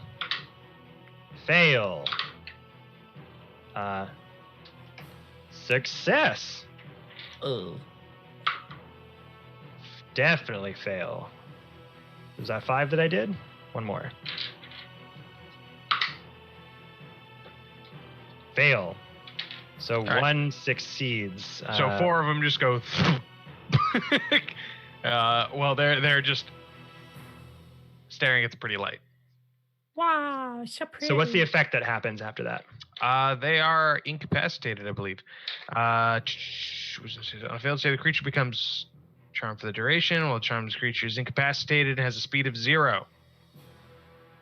If the creature takes damage, or if another creature uses its action to wake it from its stupor. But other than that, they're pretty much out of it until I drop concentration on it. Okay, so what was the spell again? Shit. I forgot what it was called again. Hypnotic Pattern. Hypnotic pattern. Okay, and it affects every type of creature, correct? Yes, correct. It affects Okay. every creature that was in that initial blast radius. So as you see Mr. Fiend go chuck that ball down, boom, boom, boom, boom, boom. This drum and bass sounding orb emanates over to the shadows, sort of explodes in this sort of gaseous sort of form as the spirits just 4 out of the 5 slink down to the shadows and kind of fall flush with the floor. 1 is currently standing over Farrell and just turns his attention towards all of you. Kill that one, and that's the end of my turn. Okay. Good move, Fiend. So they can't be waking up unless they've been hit, or you say so, correct? Hit or the woke spirit decides to use its action to wake up one of them. Okay. It's woke thing. It's a woke thing. It's a woke thing. All right. After Fiend, we come to Farrell. Roll me a death saving throw. Oh, shit. Mucho Deatho Savo. Ivy, no. Is it a Which 1? roll? No. Fuck! Yeah, it's a Oh, 1. fails. Oh, shit. I have never rolled a 1 on a death saving throw. That's a new experience. Yeah, it's a 1. Oh, Welcome boy. to the club, Ivy. Wow. So Welcome I'm to going to rolling that replace. one on death saves rolls. Ah. Well. It's not good, huh? It's not good. Oh dear. So I'm going to replace the frightened condition since you are out with a red dot and a blue dot, signaling 2 death saving throws Oh dear. have been counted for. Oh dear. If I go out this way, I'm gonna be so pissed. Okay. It's so much. She died like she lived, splitting the party. She died like she did. She's just surrounded by She died. darkness. She died like she lived, running away from people.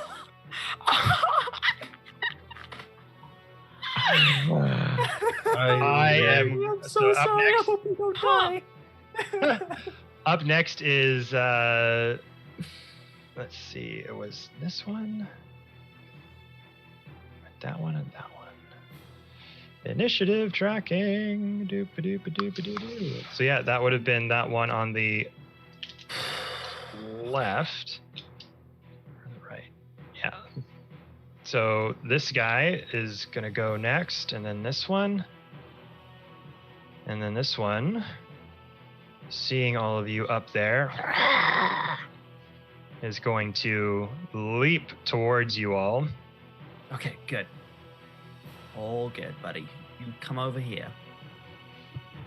And it can get right in the face. And as it sort of starts to streak towards you, its shadowy form suddenly grows like a giant kite, a dark, massive kite in the sky. As its form stretches, the shadow becomes very large. Multiple arms flash out. I need everyone, including Mullet, is going to have to roll a dexterity saving throw. Reminder, you all get a +4 to your saving throws. Thank you. That is life-saving. It really is. I'm good, I think. Okay. I got 25 vibes. 24. 24, 25. 5, 17. 14. 14 for Sir Strange. Mm-hmm. All right, and Mullet got a 20. So the rest of you have these multiple lanky, disturbing, sharp, dark arms with elongated fingers and claws suddenly slash at all of you, able to duck and jive, move out of the way, roll. So Strange, as you kind of go to save your friends, as you always do, to put them behind you, you take a huge slash from multiple lashing shadows. You're going to take 6d8 necrotic damage. Oh. Man, just in time to work on my feral cosplay. No. Bitch. Can we have tea together? I was about to say, this is where you guys go. You have to go have tea with Fiend's Hound, where it waits in the wings for him. Correct. Yeah. Oof. So much dice. It Okay. likes pineapple upside down cake tea. Okay, I'll keep that in mind when I go. It's gonna be 6d8 necrotic damage. Wow, Kevin, you are not happy that we decimated your hound last time, huh? You came here alone. I did not tell you to. 68 necrotic damage. That's my fault? I rolled insanely low, so that's gonna be 12 points of necrotic damage. Like, feral, why? I mean, oh, shit. All twos, a 1 and a 3. So F me. Yeesh. So Sir Strange, you're able. No, you all pass except Sir Strange. So Sir Strange, as you kind of get in front of your friends, no half damage. Oh. You just succeed. So Strange, as you try to get up to your friends and kind of try to get them behind you, taking the brunt of that lashing shadows attack, your armor able to strike. It holds true as a few slashes go across it, kind of like make that screeching sound like forks going on a plate, but you're able to stand tall and not take very much from the hit. Okay, so that's going to be its action. As a bonus action,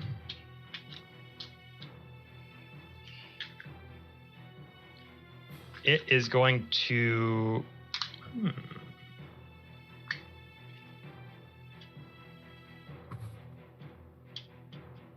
Okay. As a bonus action, it's going to step into a shadow That's familiar. and suddenly appear next to another one of the shadowy entities. And it slinks into the shadow and comes back near the far end of that room and is floating. Don't like that. Okay. After that, we come to Sir Strange. Okay. Let's see. That is one action. Oh. I want to see if this works. So can I run it by you, Kevin, and see if this is something that's viable? Sure. Sitting on Discord? Oh, no. Just like tell you what I want to do and see if it works. Oh, yeah. Oh, of course. Yeah, so I wanted to use my Aura Vitality step forward and then because it allowed me to use a bonus action to use 2d6, could I prevent Feral from die? Can I heal Feral? I mean, sure, she'll get hit again, but I'll be like, is that something that's possible? So what's is this a spell or feature? So it is Aura Vitality. It basically says healing energy radiates from you in an aura with a 30-foot radius until the spell ends. The aura moves with you, centered on you. You can use a bonus action to cause one creature in the aura, including you, to regain 2d6 hit points. Okay, so it is a spell or a vitality. Yeah. Okay. So, like, what I wanted to do was move a bit forward, use it, and then heal Farrell so she don't die, so I can continue to cause her problems throughout this session. I love how that's Yeah. your reason. I'm just looking it up. I'm just seeing if it goes into effect if you move. Dude, and you're any- causing problems anyways. Yeah, but I just want to help you. I just want to help. You're such a Yeah, so essentially use your action to activate the Aura of Vitality. You can try to get within, make the aura being 30 ranged. feet, like Yeah, 30 and then feet. your bonus action is to activate the healing. So Yeah. you can do that for sure. That's what I'm gonna do then. So I'm gonna cast. Ooh, okay. I'm gonna cast Aura of Vitality, and then I'm gonna step. Not too. Ooh, how far? Oh, okay. I'm gonna be like, move. How do I move me? Right here. And I'll be right around. That's And just it's including you as well, so you can heal yourself while healing one other person. Yeah, sure. I'll do that. If you're hurt at all, which I don't think you are, but I'm just so you know. just internally, emotionally. That doesn't So fix it. I'm Sorry. gonna activate it in 2d6. So what is it? Yeah. DC? How do you want the description of your Aura of Vitality to come into fruition? I don't know. This is the first one I've actually used.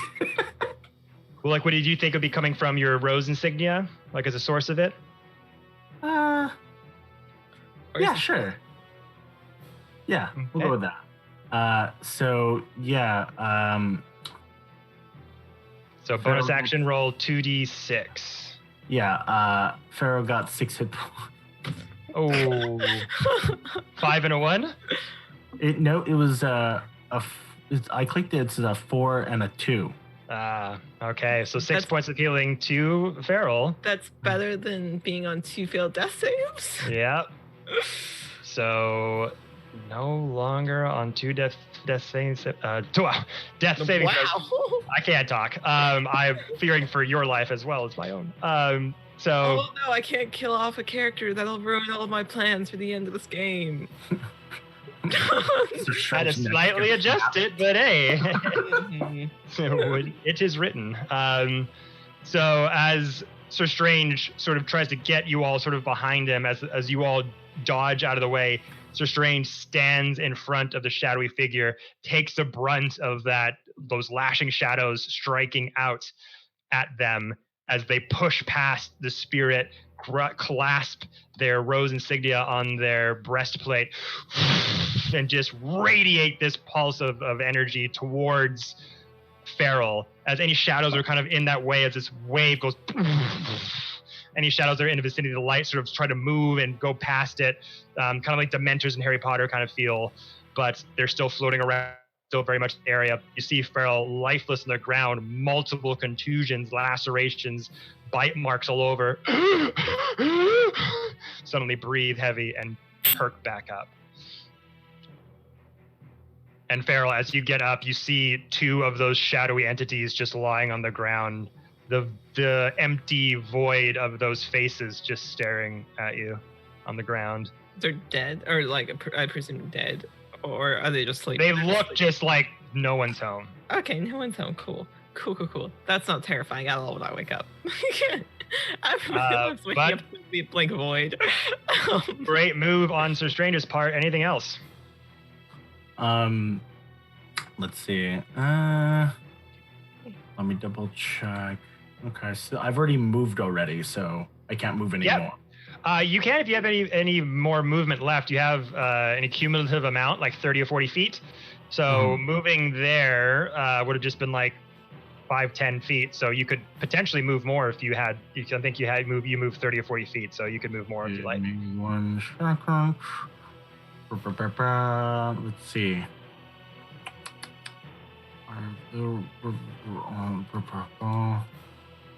Okay.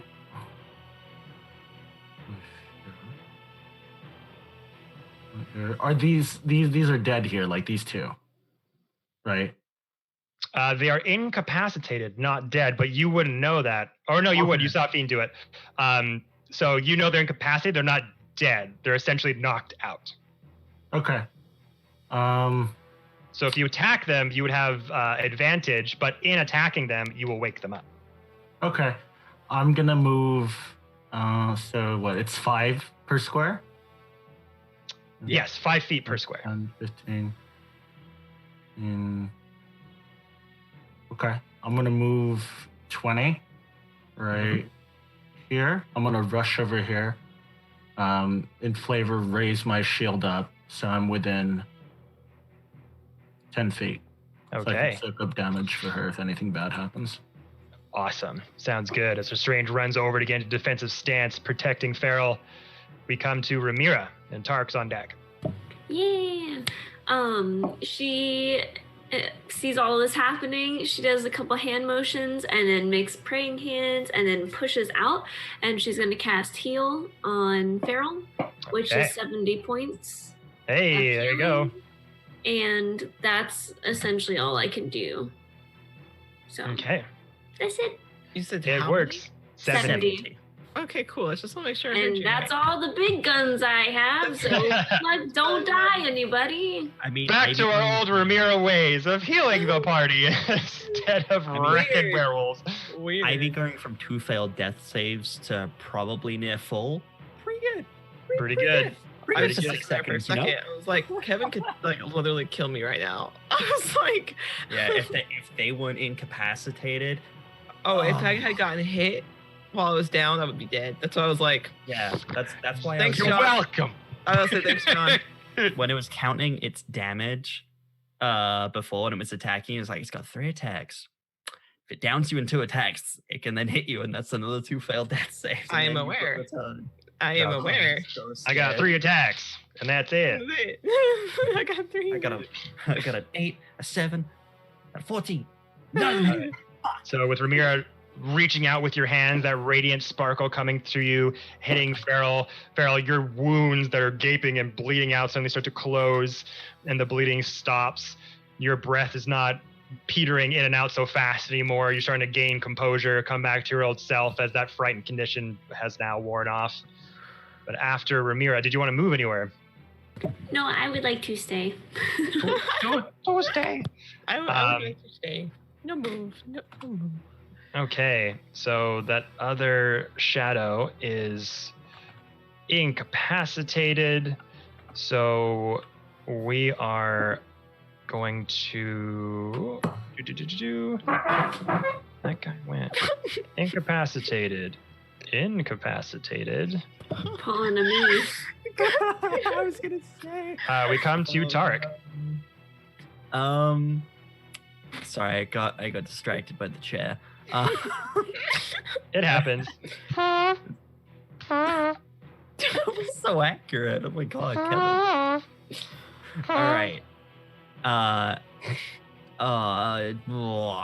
Okay, let's see. How far away are you, buddy? You're so far away. God damn it. I am going to.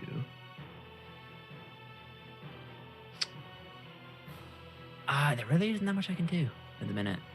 Huh. You got one shadow here that crept up Yeah. beside another I shadowy want to friend. get to him and try and stop him, but I can't. But the other ones, if you hit them, they will wake Yep. up. Yep. That's that's the thing. I'm like, I can't do anything right now because I don't want to hit them, but also, okay, okie dokie. I'm going to, yeah, I'm gonna move. Yeah, I'm gonna. You know what? Stop Okay, so rolling. Stop rolling. you know what? Kevin. It's on the ground. Stop rolling, Kevin. Okay. Don't. I'm look going mean. to What did I do? I didn't do anything. move 30 feet. Actually, no, I'm gonna move 25 feet, just in Okay. case. Just in case. You rush over to Feral. You see And Feral then kind of starting to sit back They're up. on they're so the other ones are lying on the ground right now. It's hard to tell just So- because there are these shadowy entities, but like But I have there's to- dark patterns on the Okay. floor. So I have direct line of sight to this guy. Yes. Oh so yeah. the one that's in front of me isn't gonna get in the way if I was gonna yeet the hammer. Big yeet. No one is currently standing up. They are flat on the ground. Okay, cool, awesome. I am in that case going to heat my boy. All right. Throw in the hammer. Cool. That is an 18.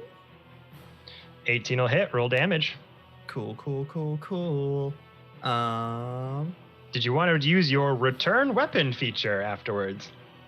I will have a question for you about that afterwards, actually. So I'll roll this damage real quick. Okay. That is. Where's my d12? There it is.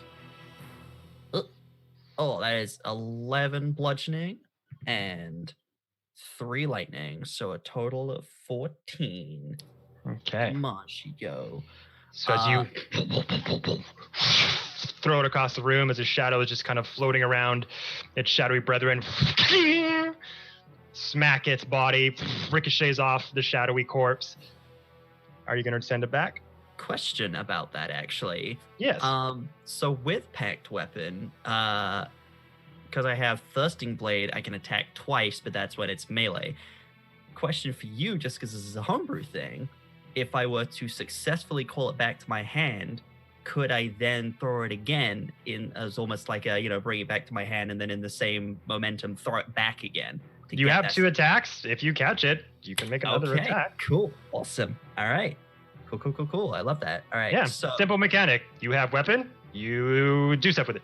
So it's so is it? It's a dexterity saving throw DC 10.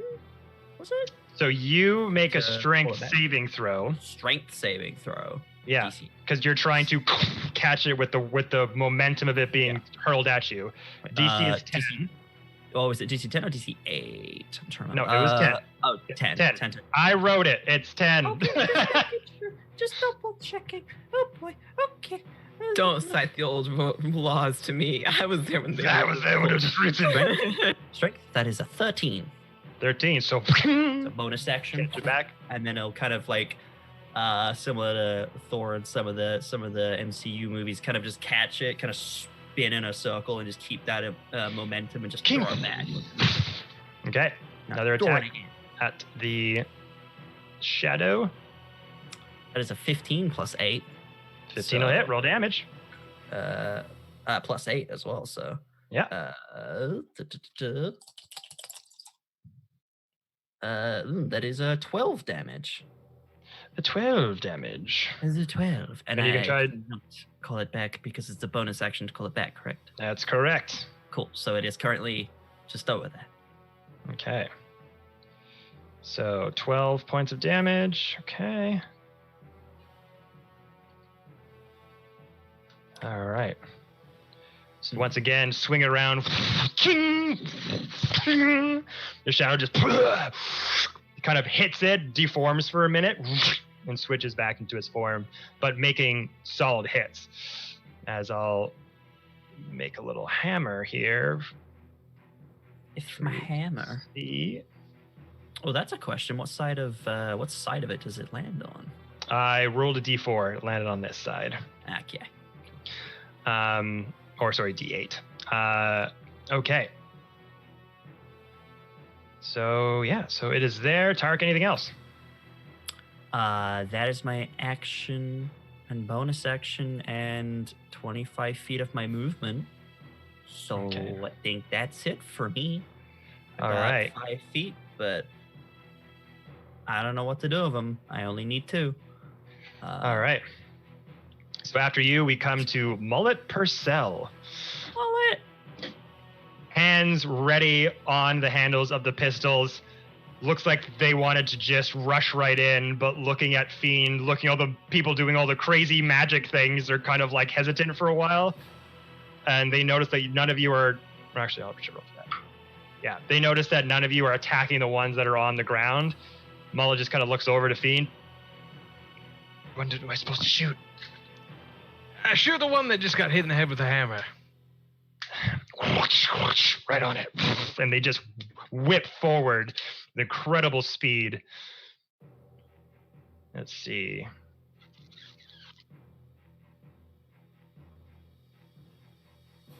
Okay. So they got 40 feet of movement.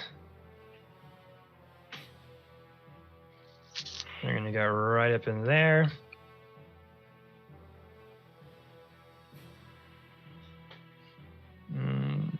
Yeah, these ones are on the ground, incapacitated. So, yeah, way well within range. Actually, you know what? Can I go up a little bit there? So if that thing gets back up, don't want to be near it. All right, so he's gonna, yeah, Mullet Purcell. She's gonna make 3 attacks with her pistols. And yeah, is just going to roll to see if one hits and then see if to burn grit points accordingly. That is a 17. That does hit. The Mullet is going to burn a grit point. See if I can do some extra stuff to this person.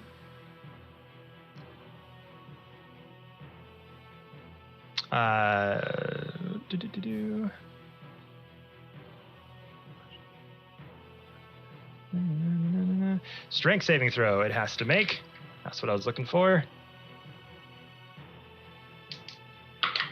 Ha! Fails. So you just see Mullet just run right behind you, Tarek. As soon as you kind of hammer, throw it, and the hammer comes with your guns. That's pretty fucking cool. My turn. Fires off 3 shots with the bullets. One whips past the shadow as bits of its sort of shadowy entity flail off like pieces of paper. And the one shadow, that bullet goes right through whatever sort of bottom part leg it would have, falls down the ground. It is prone with that first shot. And then it's going to make 2 more attacks. Well, camera. To make 2 more attacks at advantage because it's prone. I'm going to kill my own monster. When the DM's fighting the DM. That'll hit. Oh wait, did you say it's prone, so it's an advantage? Yeah, it's prone. I thought prone was disadvantage for ranged Oh. attacks. Oh shit! I haven't done ranged things in so long. I think you're I'm right. not sure. I wasn't sure. No, you're right. Yeah, I thought that was why Fiend always hits the deck. Yeah. No, I'm not going to do that one. Instead,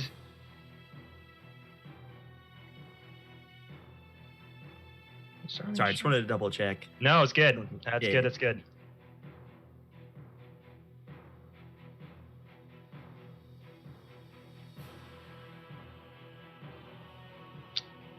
You know what? Instead, yeah, they failed.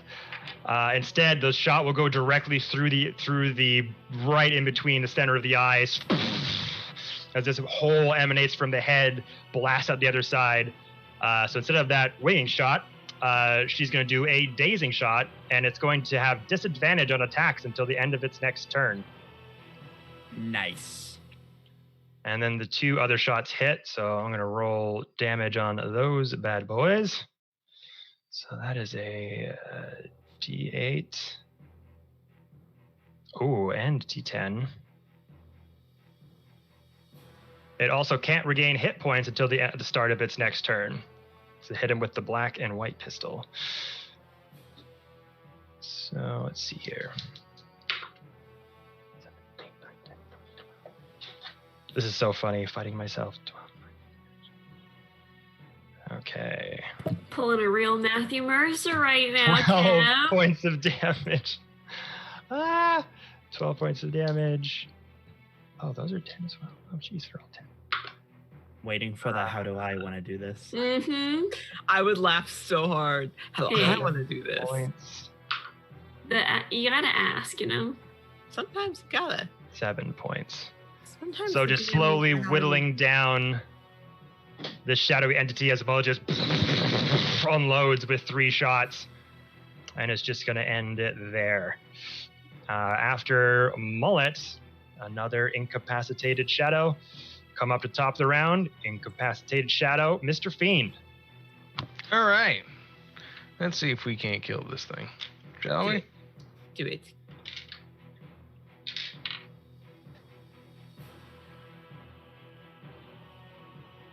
Good to know. All right.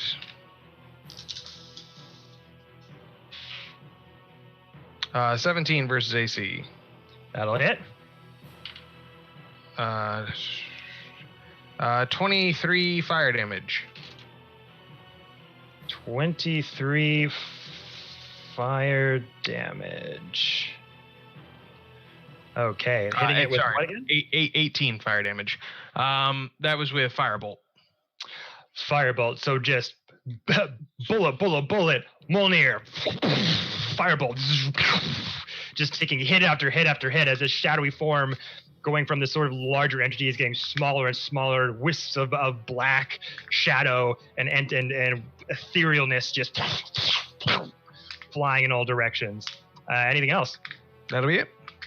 Okay. After Fiend, we come to Feral. Now up, alive, no longer dead. Oh, she's gonna take a deep breath. Okay, great. Hi guys, it's good to see you. Then. Hey, Feral, please don't die. It's not fun. Don't recommend. Don't recommend. I'm gonna look around, see Mold's there. Good question. Look and be like, I'll deal with that later. Wasn't there for any of that. And I'm gonna let's see. There's only one of them still up. This one here by the hammer. Cool. I'm gonna moonbeam that one. Okay. So he needs to make me a con save, please. Con save. What's the DC? I got a natural 19. Oh. Fuck. That's fine. So You're still gonna 16. take half damage. That will be doubled because it's vulnerable. So what's the half damage? The half damage is going to be, so it is, god damn it.